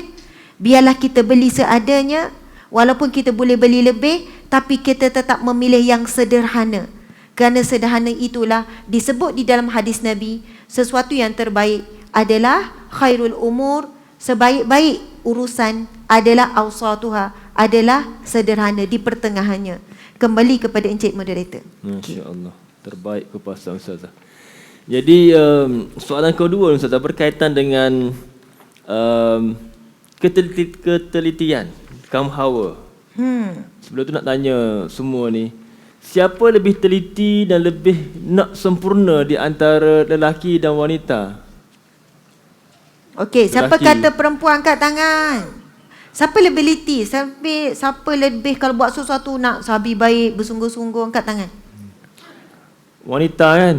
Ke lelaki? Oh, tak mengaku. Terlebih-lebih daripada wanita. Okey, sebab apa? Sebab kadang-kadang bila mana kita terlebih-lebih dalam satu perkara, nak bayar rumah, terlebih-lebih di bulan puasa ni nak makan, siapa lebih selera lebih sekarang ni? Wanita ke lelaki? Lelaki selera lebih. Bab makan selera lebih. Okay, kemudian menghabiskan banyak masa dalam terlalu teliti dalam sesuatu perkara, kebersihan dan sebagainya. Saya tak pasti Ustazah nak ulas lagi bab ni ataupun kita terus pada soalan ke... Boleh, sikit. Okey, baik sikit. Jadi apa pandangan Ustazah? Kadang-kadang kalau berletek lebih-lebih lelaki. Macam tuju pada saya je. Semua terlebih-lebih kadang-kadang. Bagaimana pandangan Ustazah dalam kita nak menyeimbangi antara terlebih dan juga sempurna seadanya Ustazah? Dipersilakan. Subhanallah, lama-lama kita nampak tajuk kita semakin kita faham. Maksud sempurna seadanya, sempurna yang secukup rasa. Sebab kalau kita tidak ada batasan untuk buat garis sempurna, akhirnya kita tidak pernah jumpa kesempurnaan. Oh, tiba-tiba faham tak muslimin-muslimat? Contoh kan, biskut raya, bukan biskut raya, bekas biskut raya. Okey, tahun ni kita ada kayu ukur. Biskut raya kita nak macam ni. Masya-Allah. Lepas tu bila kita dapat, kita dah rasa wah dah cantik dah biskut raya kita ni. Lepas tu bila kita tengok kawan kita dia share dekat FB. Ni sebelum raya lagi ni, sebelum raya. Kalau lepas raya redha je lah. Sebelum raya dia share, cantiklah biskut raya ni, saya beli sekian-sekian. Mula kita rasa macam biskut raya yang kita beli tu macam tak perfect. Lepas tu kita pun PM dia, beli kat mana, harga berapa? Samalah, tapi lebih cantik. Mula ajak suami untuk pergi cari. Sebab dia punya expectation tu, keinginan tu, tahap kesempurnaan tu dah berubah pergi lain pula. Ada orang, subhanallah, dah elok dah beli langsir ni. Beli langsir, lepas tu beli kapet, Masya Allah. Bila tengok kapet, bang, kapet ni dah cantik, dah perfect dah ni.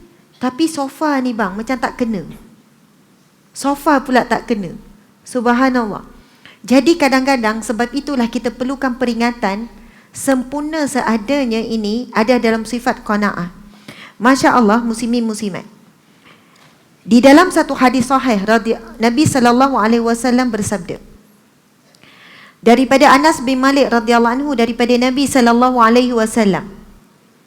Lau kana libni Adam wadin min zahabin ahabba anna lahu wadiyan akhar walam yala'ahu walam yamla'a fahu illa turab wallahu yatubu ala man tab. Andai kata anak Adam itu memiliki emas satu lembah, nescaya dia ingin memiliki satu lembah lagi. Tiada ada yang boleh mengisi mulut ataupun hawa nafsu melainkan tanah, iaitu maut. Melainkan kubur, melainkan tanah ataupun maut saja yang boleh menutup keinginan kita.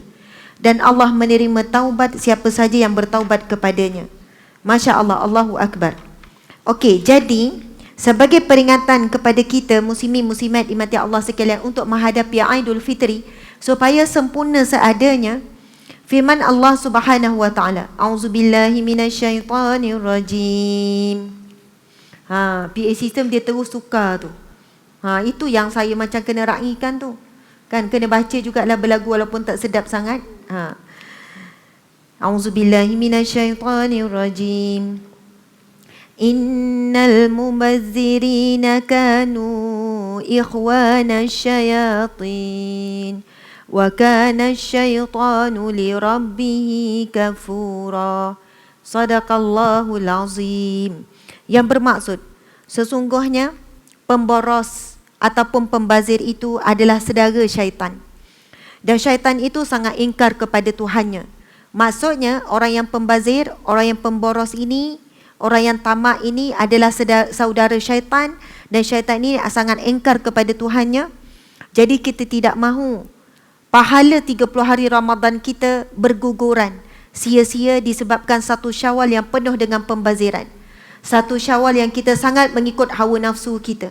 Lagi kita tak dapat apa yang kita inginkan, kita tak berhenti-henti keluar rumah cari. Cari itu, cari ini untuk melengkapkan bagaimana rumah impian, bagaimana suasana raya impian, bagaimana sekian-sekian. Padahal semuanya sudah sedia ada sempurna sebenarnya. Sempurna seadanya tu dah ada. Tapi sempurna mengikut keinginan hawa nafsu tu je tak ada. Sehingga kan kita tak habis-habis lagi keluar mencari-cari untuk menyempurnakan keinginan hawa nafsu. Sebenarnya apa yang saya sebut ini adalah ditujukan kepada diri saya sendiri juga. Muslimin muslimat dimati Allah sekalian.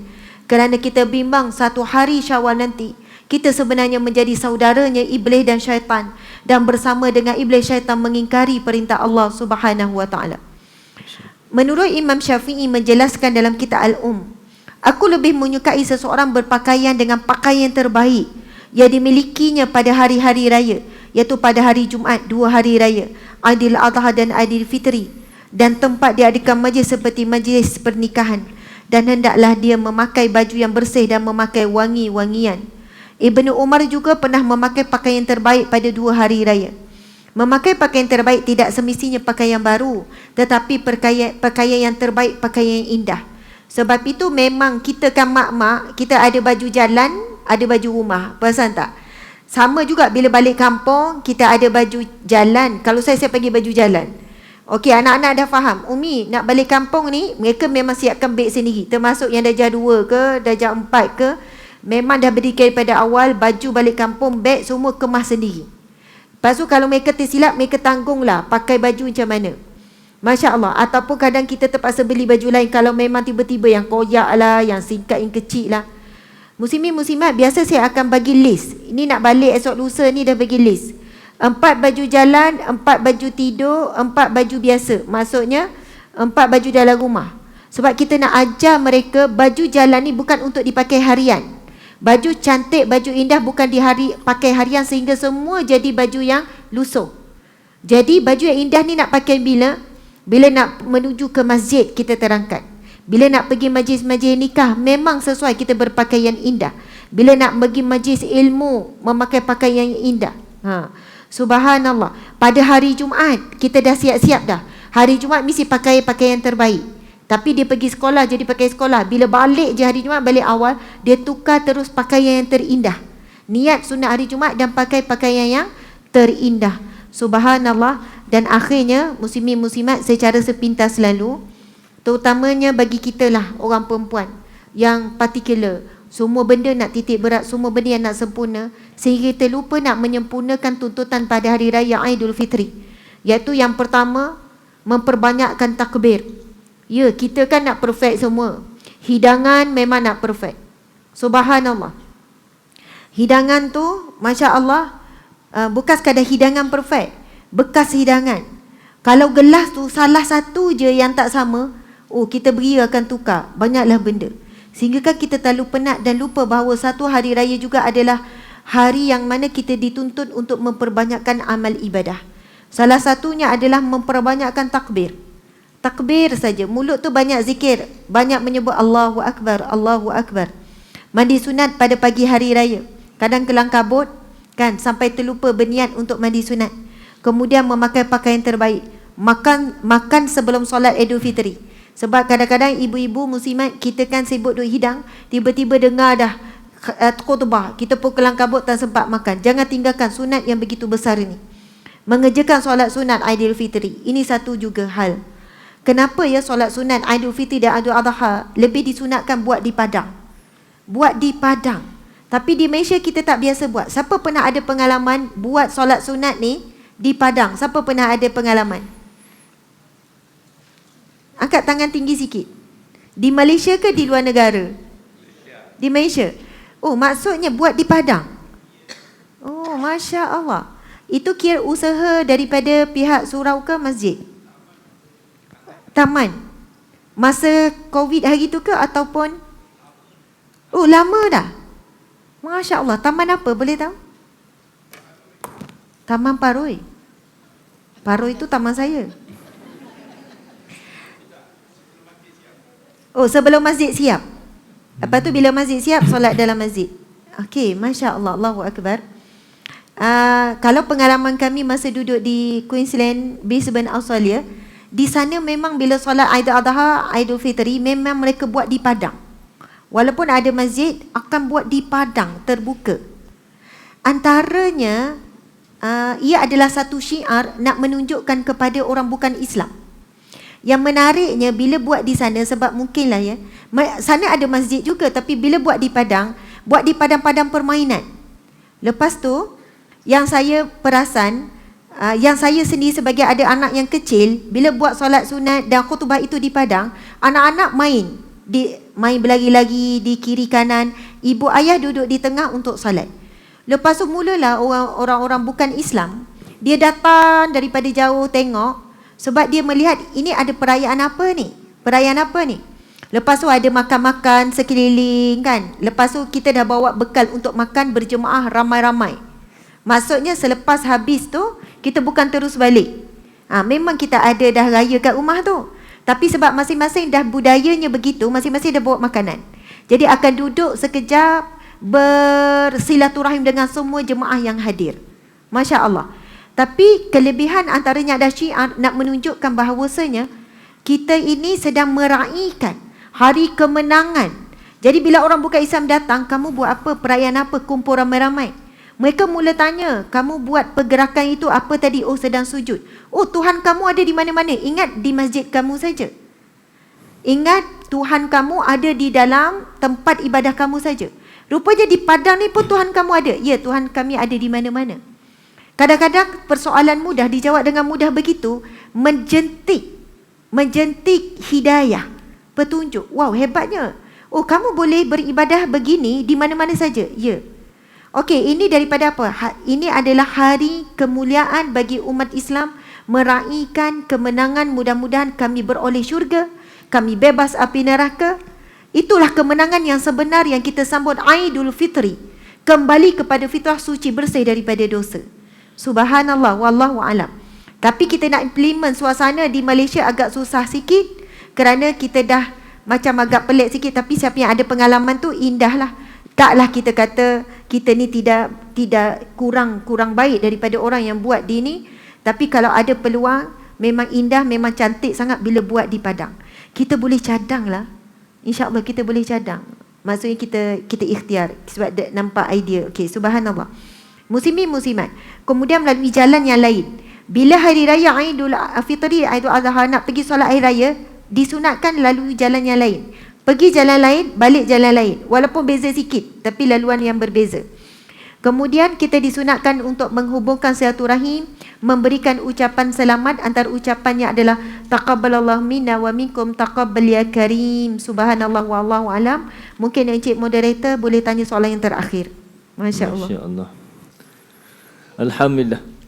Jadi panjang penerangan Ustazah tadi berkaitan dengan persoalan sempurna seadanya dalam kita menitik beratkan antara mencari kesempurnaan dalam satu perkara ataupun sekadarnya sahaja. Dan saya yakin bila mana kita mencari persiapan, kita bersiap untuk perayaan kita ini, kalau wanita ni Ustazah dia pergi cari, kebanyakan lelaki tunggu dalam kereta aja Ustazah. Betul? Kebanyakan dia. Betul tak? Pengalaman tuan 3-4 pun macam jam, tu ke? kadang-kadang 5 jam, 6 jam kita dalam kereta aja. Tak tahu nak pilih mana sebab kedai pertama tak berkenan sampai kedai 10, tak berkenan lagi. Akhirnya balik kedai pertama, belilah. Dah habis 5-6 jam tu. Jadi alhamdulillah. Jadi kena manfaatkan masa yang ada ni. Kena fikir-fikir juga dalam bulan Ramadan ni Ustazah. Maksudnya masa pun jangan dibazirkan. Jangan dibazirkan. Pengalaman encik sendiri? Pilih kedai pertama Ustazah. Ya. Ya. Tak, sungguh saya tanya pengalaman encik sendiri. Tak pun suruh lelaki beli. InsyaAllah setengah jam. Settle semua baju anak-anak. Dia macam ni. Kalau biru satu, pink satu, hijau satu, semua tak seragam. Saya tak kena. Tuan, orang lelaki dia cari 10 barang satu kedai. Ya. Betul? Betul. Orang perempuan satu barang 10 kedai. Betul. Tapi saya rasa isteri encik tak begitu kan? Lebih kurang. Wanita juga di gelaran wanita itulah wanita. Okey. Pecah temberan lah. Okey, insyaAllah. Jadi kita kena pandai-pandai lahir raya. Puasa tak belum habis lagi ni. Banyak masa dihabiskan.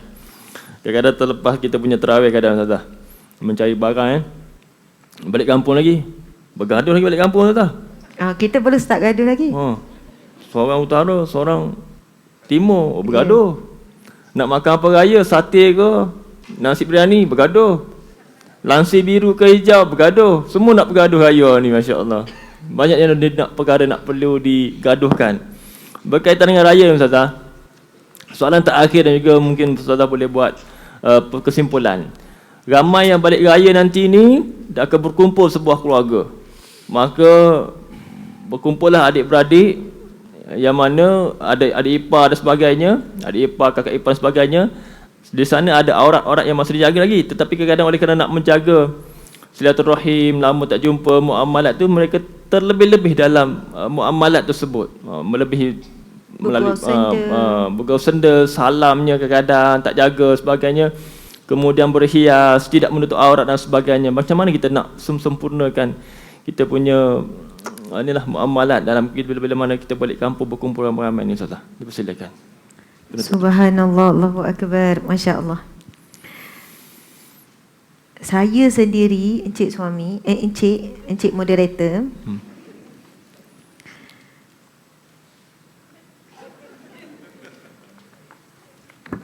saya bukanlah cerewet sangat, betul kan?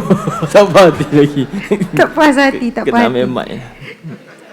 Tak, maksudnya saya bukan jenis yang sampai 10 kedai. Betul tak? Macam contoh saya cari barang betul, semalam. betul. Saya Betul, memang betul, kedai betul. pertama saya. Okey, betul. Lupa.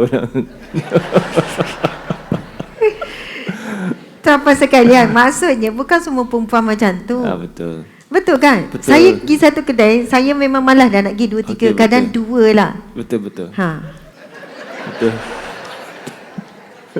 Habis dah. Subhanallah. Jangan berlebih-lebih Ustazah. Jangan berlebih. Seadanya je. Okey, baik. Okey. Subhanallah. Okey, letakkan mic. Okey, insya-Allah. Dah. Dia macam ni. Ada satu situasi encik macam ni ya. Tuan, macam ni situasi. Isteri ni bagi tahu suami, Bang, bawang dah habis bang. Okey, jap lagi saya pergi beli. Lepas tu tengah hari, dia bising lagi. Bang, bawang dah habis ni. Okey, nanti saya beli. Petang dia bunyi lagi.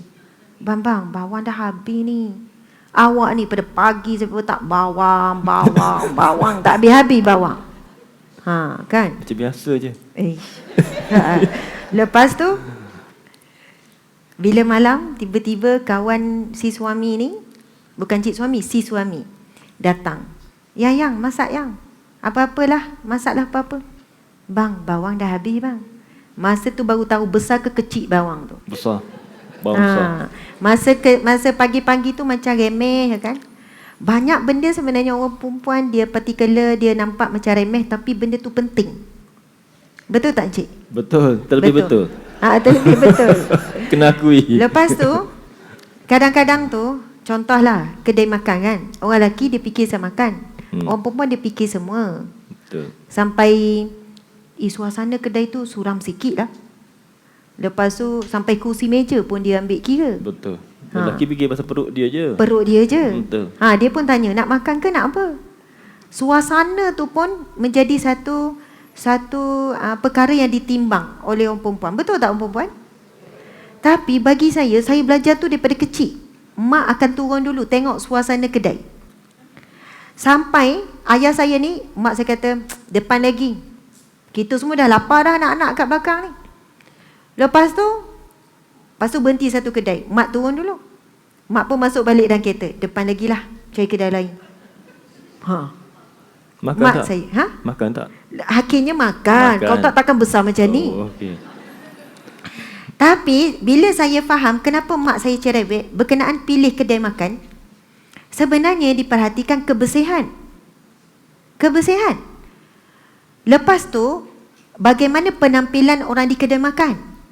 Bila ditanya, sebab mak kata, kita ni tak boleh nak pergi tanya orang tu, ayam ada logo halal tak? Ramuan-ramuan ada CJ halal tak? Tapi daripada suasana kedai bersih atau tidak, daripada pakaian orang tu tutup aurat atau tidak, insya-Allah jika tutup aurat, dia orang jaga solat.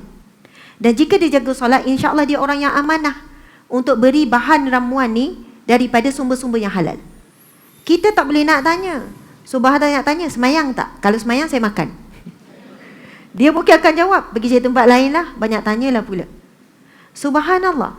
Kadang-kadang sifat teliti orang perempuan ni, dia fikir panjang. Barang ni begini. Sebab itu dia nak jumpa satu barang yang ikut kriteria tu supaya tak membazir untuk jangka masa yang panjang. Okey dah, seadanya. Kepala perempuan ni serabut banyak fikir. Tak kosong. Ya, sebab itu bila orang perempuan lelaki cakap kosong kadang-kadang. Ya, kosong. Masya Allah, itu yang kalau ada masalah dia kerong-kerong tidur kan. Betul. Okey, muslimin muslimat dimati Allah sekalian. Okey, sebagai kesimpulan, kita nak Aidilfitri, masya-Allah.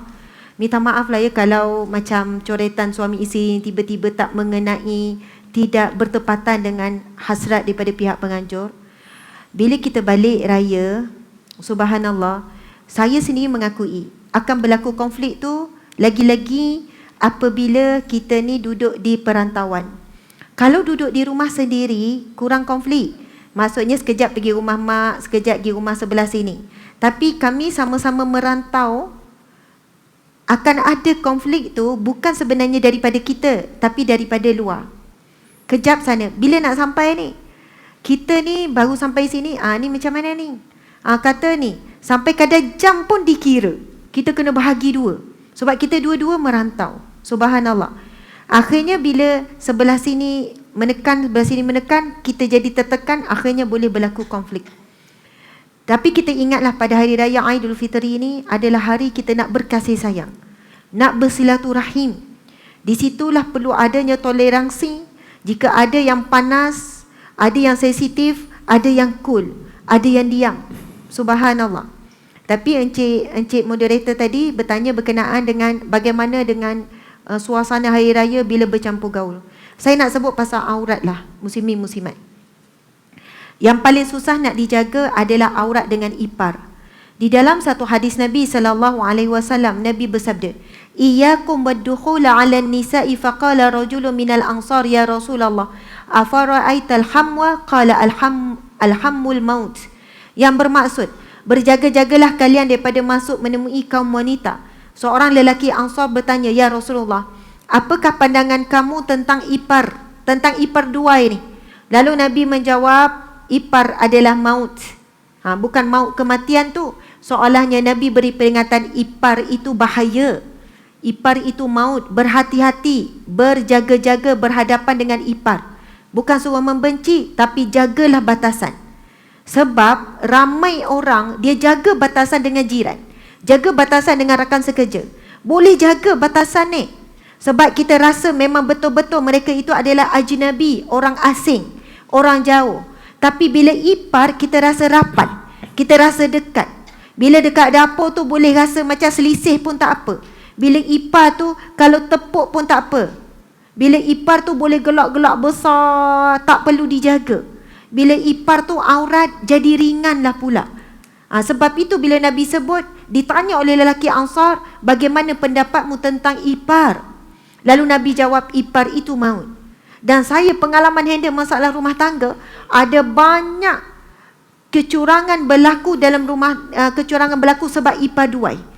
Curang berlaku, zina berlaku di antara ipar duai. Terlalu banyak. Hari ini pengakuan-pengakuan terlalu banyak. Ada banyak faktor. Bila duduk dalam satu rumah, walaupun jumpa 2 hari, 3 hari berkumpul, dia boleh melihat lebih. Kalau wanita lain, dia dapat lihat sikit-sikit je. Jumpa rakan sekerja, jumpa selisih-selisih. Tapi dah duduk satu rumah, boleh nampak bagaimana perjalanan dia pergi ke dapur, cara makan, cara duduk, cara baring, perjalanan pergi ke tandas, keluar daripada tandas. Oi, semua ni Allahu Akbar, bukan mudah nak dijaga. Subhanallah, muslimin muslimat. Aurat dengan ipar sama sahaja aurat dengan lelaki di luar sana, sama. Batasan dengan ipar sama saja, tidak ada beza. Bukan ada ringan dan sebagainya. Tetap kena jaga batasan. Namun ada beberapa keringanan yang sedikit saja. Contoh, yang paling susah nak dijaga bagi wanita di dalam rumah, yang pertama lengan, sebab kita perempuan basuh-basuh pinggan. Yang kedua kaki, sebab kita nak pakai stokin 24 jam di rumah agak sukar, agak susah. Di sinilah kalau nak sebut kelonggarannya ialah ketika berada di dalam satu rumah. Saya pun adik-beradik 10 orang. Berapa ramai ipar yang balik? 9 orang adik-beradik semua dah nikah. Saya anak yang kedua. Tinggal yang kecil saja, Nabilah belum nikah. Adik-beradik perempuan 7 orang. Jadi ramai ipar lelaki. Bila berkumpul memang ramai. Sebelah suami pun ramai ipar. Rumah kita kumpul-kumpul, situlah tempatnya. Subhanallah, Allahu Akbar. Jadi mungkin disebabkan latar belakang keluarga yang dah daripada kecil dijaga. Saya sendiri pada kecil, mak saya nak cakap dengan sepupu pun mak ayah saya tak bagi. Kalau nampak borak dengan sepupu pada masa sekolah menengah kan, mak akan panggil, Asma sini, itu sepupu, jaga batasan. Jangan bergurau berlebihan, itu sepupu. Selalu diingatkan. Sampai kita dengan sepupu pun memang janggal. Maksudnya sangat menjaga batasan. Nak borak lebih pun segan. Sebab dah dijaga daripada kecil. Jadi bila kita nikah, kita tidak susah sangat. Tapi saya faham bagaimana keluarga yang tak biasa, latar belakang keluarga berbeza. Kalau saya memang pakai stokin 24 jam, maksud kecuali dalam bilik je lah. Maksudnya di dapur ke di mana ke, dan pakai stongang ni pun sama sepenuh masa. Jadi bila basuh pinggan tak apalah basah pun. Tetapi biasanya mak ayah akan pesan, ipar jangan pergi ke dapur. Jadi perempuan lebih bebas sikit. Ipar lelaki jangan pergi ke dapur. Bukan nak suruh dia malas, bukan nak suruh jadi raja, tapi nak jaga aurat. Jadi kami di dapur wanita lebih selesa sikit. Jadi bila kita sisi lengan untuk basuh pinggan mangkuk, kemudian kaki tu kalau pakai sepanjang masa pun kita rasa tak selesa. Jadi bagi kita yang rasa tidak mampu untuk pakai tutup aurat kaki, sebab mazhab Syafi'i kita, kaki adalah aurat, dan pendapat yang paling kuat adalah kaki itu aurat. Walaupun ada pendapat daripada mazhab yang lain, pendapat yang mengatakan kaki itu tidak aurat, tapi kita cenderung berpegang. Dan kalau kita tengok daripada Jabatan Mufti Wilayah Persekutuan sendiri, mengambil keluar daripada khilaf itu lebih baik. Maksudnya bila khilaf aurat ke tidak, keluar daripada khilaf dan ambil berpegang kepada aurat itu lebih baik, lebih selamat. Lebih selamat. Tapi siapa yang berpegang kepada pendapat yang lain dan mengambil keringanan ketika di rumah, maka ia dibenarkan. Cuma saya nasihatkan, labuhkan sikit kain, labuhkan sikit baju. Subhanallah. Dan janganlah bila dah terselak, bila perasan ada ipar, kita berhentilah sekejap. Bukannya segan sebenarnya nak tunjuk lengan, sebab kita tahu lengan ini memang aurat. Ini tidak ada keringanan. Kaki saja ada perbahasan. Sebab itu bila duduk dalam satu rumah begini, yang perlu kita ingat kedua-duanya. Lelaki tundukkan pandangan. Mata tu jangan duduk tengoklah kepada kaki lengan. Pandai-pandailah kalih-kalih. Jadi dua-dua main peranan besar. Lelaki tundukkan pandangan. Wanita pula jaga tidak dipandang. Maksud jangan buat sesuatu sampai dipandang. Kadang-kadang tu bila dalam rumah dah selesa, pakai macam mana? Pakai kain batik, pakai baju t-shirt. Macam mana tak memandang? Okey, lelaki jaga supaya tidak memandang, perempuan kena jaga supaya tidak dipandang. Sebab itu di dalam rumah pun bila ada ipar kena pakai pakaian longgar. Subhanallah, tak boleh walaupun ala dalam rumah tak kalah nak formal. Subhanallah, ketika inilah teruji keimanan kita. Di saat yang mudah kita beramal dengan Islam, kita belum betul-betul teruji. Tapi saat kita sangat susah untuk beramal dengan Islam, beramal inilah betul-betul teruji. Muslim-muslimat, kita tahu suasana di India. Suasana di India kita tahu kan? Wanita-wanita di India sampai dibunuh, sampai disembelih, sampai dibakar kerana nak menutup aurat. Kerana nak menutup aurat. Baru ni ada wakil yang nak bekerjasama dengan kami untuk ibadah korban. Dan mereka ni dah buat 15 tahun, antaranya ibadah korban di India. Dia kata, ustazah, untuk pengetahuan ustazah, di India bila ibadah korban, kita kena bahagi dalam kotak yang tak nampak. Ibarat macam kotak tu kotak lain. Kalau mereka tahu kita buat ibadah korban, bahkan penyembelih tu pun mungkin akan dibunuh. Orang yang terima daging korban pun dibunuh. Sebenarnya penindasan terhadap umat Islam di India sebenarnya dah lama. Cuma sekarang saja secara terbuka orang kongsikan. Dia kata, terkejut kami di sana ustazah bila pergi jumpa wanita-wanita free hair umat Islam hafal 30 juzuk Al-Quran. Hafal 30 juzuk Al-Quran free hair. Sebab bila mereka pakai tudung sekian-sekian, mereka akan ditindas, mereka sekian-sekian sampai mereka dibunuh, dan mereka memang dah dibunuh. Bukan hanya diukut, memang dah ada yang dibunuh. Betapa sukanya mereka nak menutup aurat. Tetapi kita di sini tidak ada halangan langsung. Yang menghalang adalah hawa nafsu sahaja. Dan Allah uji kita nak taat kepada perintah Allah. Istiqamah menutup aurat ni ada waktu senang, ada waktu sukar. Dan waktu yang sukar ni seperti mana waktu-waktu bila kita balik Aidul Fitri begini. Sebab itulah subhanallah muslimin muslimat, kita cuba, tak apa, kita faham. Masya Allah. Ya, faham. Ini yang kita pergi umrah sama-sama tu? Bukan. Tak. Kita faham dan kita insya-Allah cuba istiqamah, jagalah sebaik mungkin aurat. Bila di hari raya kita tidak mahu, kita baru selesai ibadah sebulan Ramadan, tetapi kita telah menghimpun 4 dosa-dosa yang besar bermula daripada 1 Syawal. Na'udzubillahi min zalik. Sama juga bersentuh bersalam, yang haram tetap haram. Tapi kalau tidak ada pilihan sangat, kan, tiba-tiba bapa sepupu, umur dah 50 lebih, bapa sepupu, aurat tak bapa sepupu? Bapa saudara tak aurat, tok saudara, datuk saudara pun tak aurat.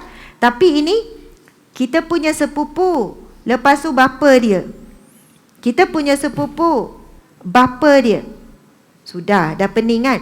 Mak dia, mak saudara kita. Tapi suami mak saudara, iaitu suami mak saudara aurat.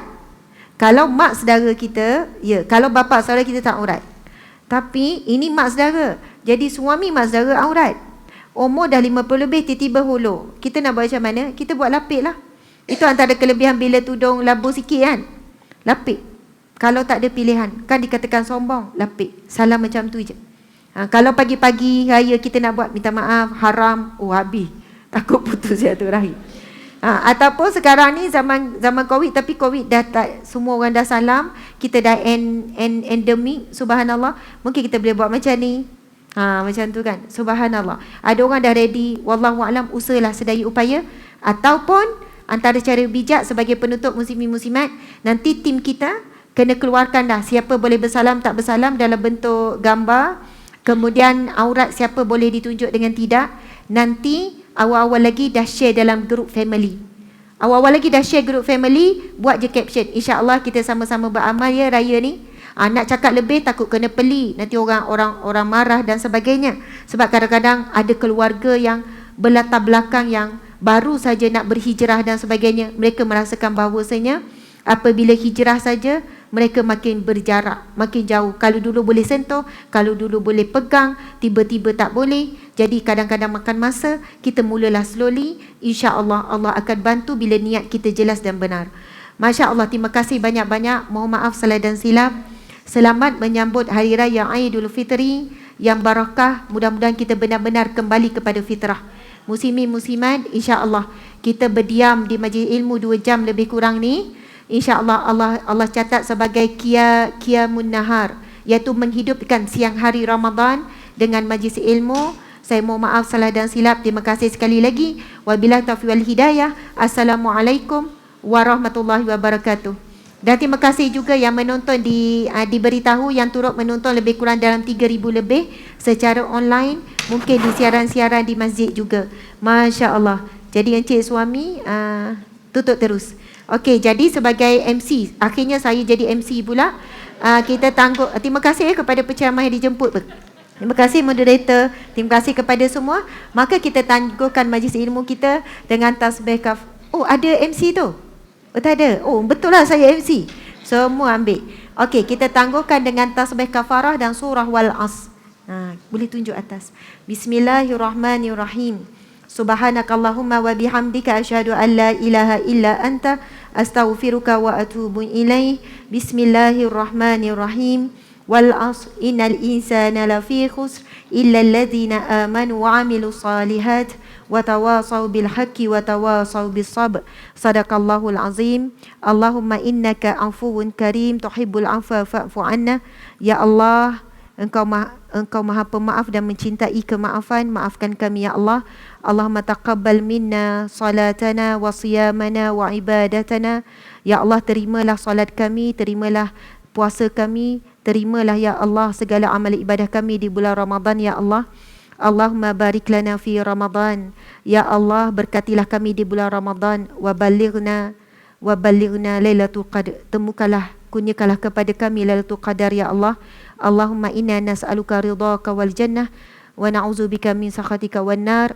Ya Allah, kami mohon kepadamu ya Allah hasil daripada sebulan Ramadan ini ya Allah, redha-Mu ya Allah, dan syurga firdaus-Mu ya Allah, tanpa dihisap, tanpa diazab, dan jauhlah kami daripada azab api neraka-Mu ya Allah. Amin ya rabbal alamin. Wallahu a'lam. Sekali lagi, assalamualaikum warahmatullahi wabarakatuh.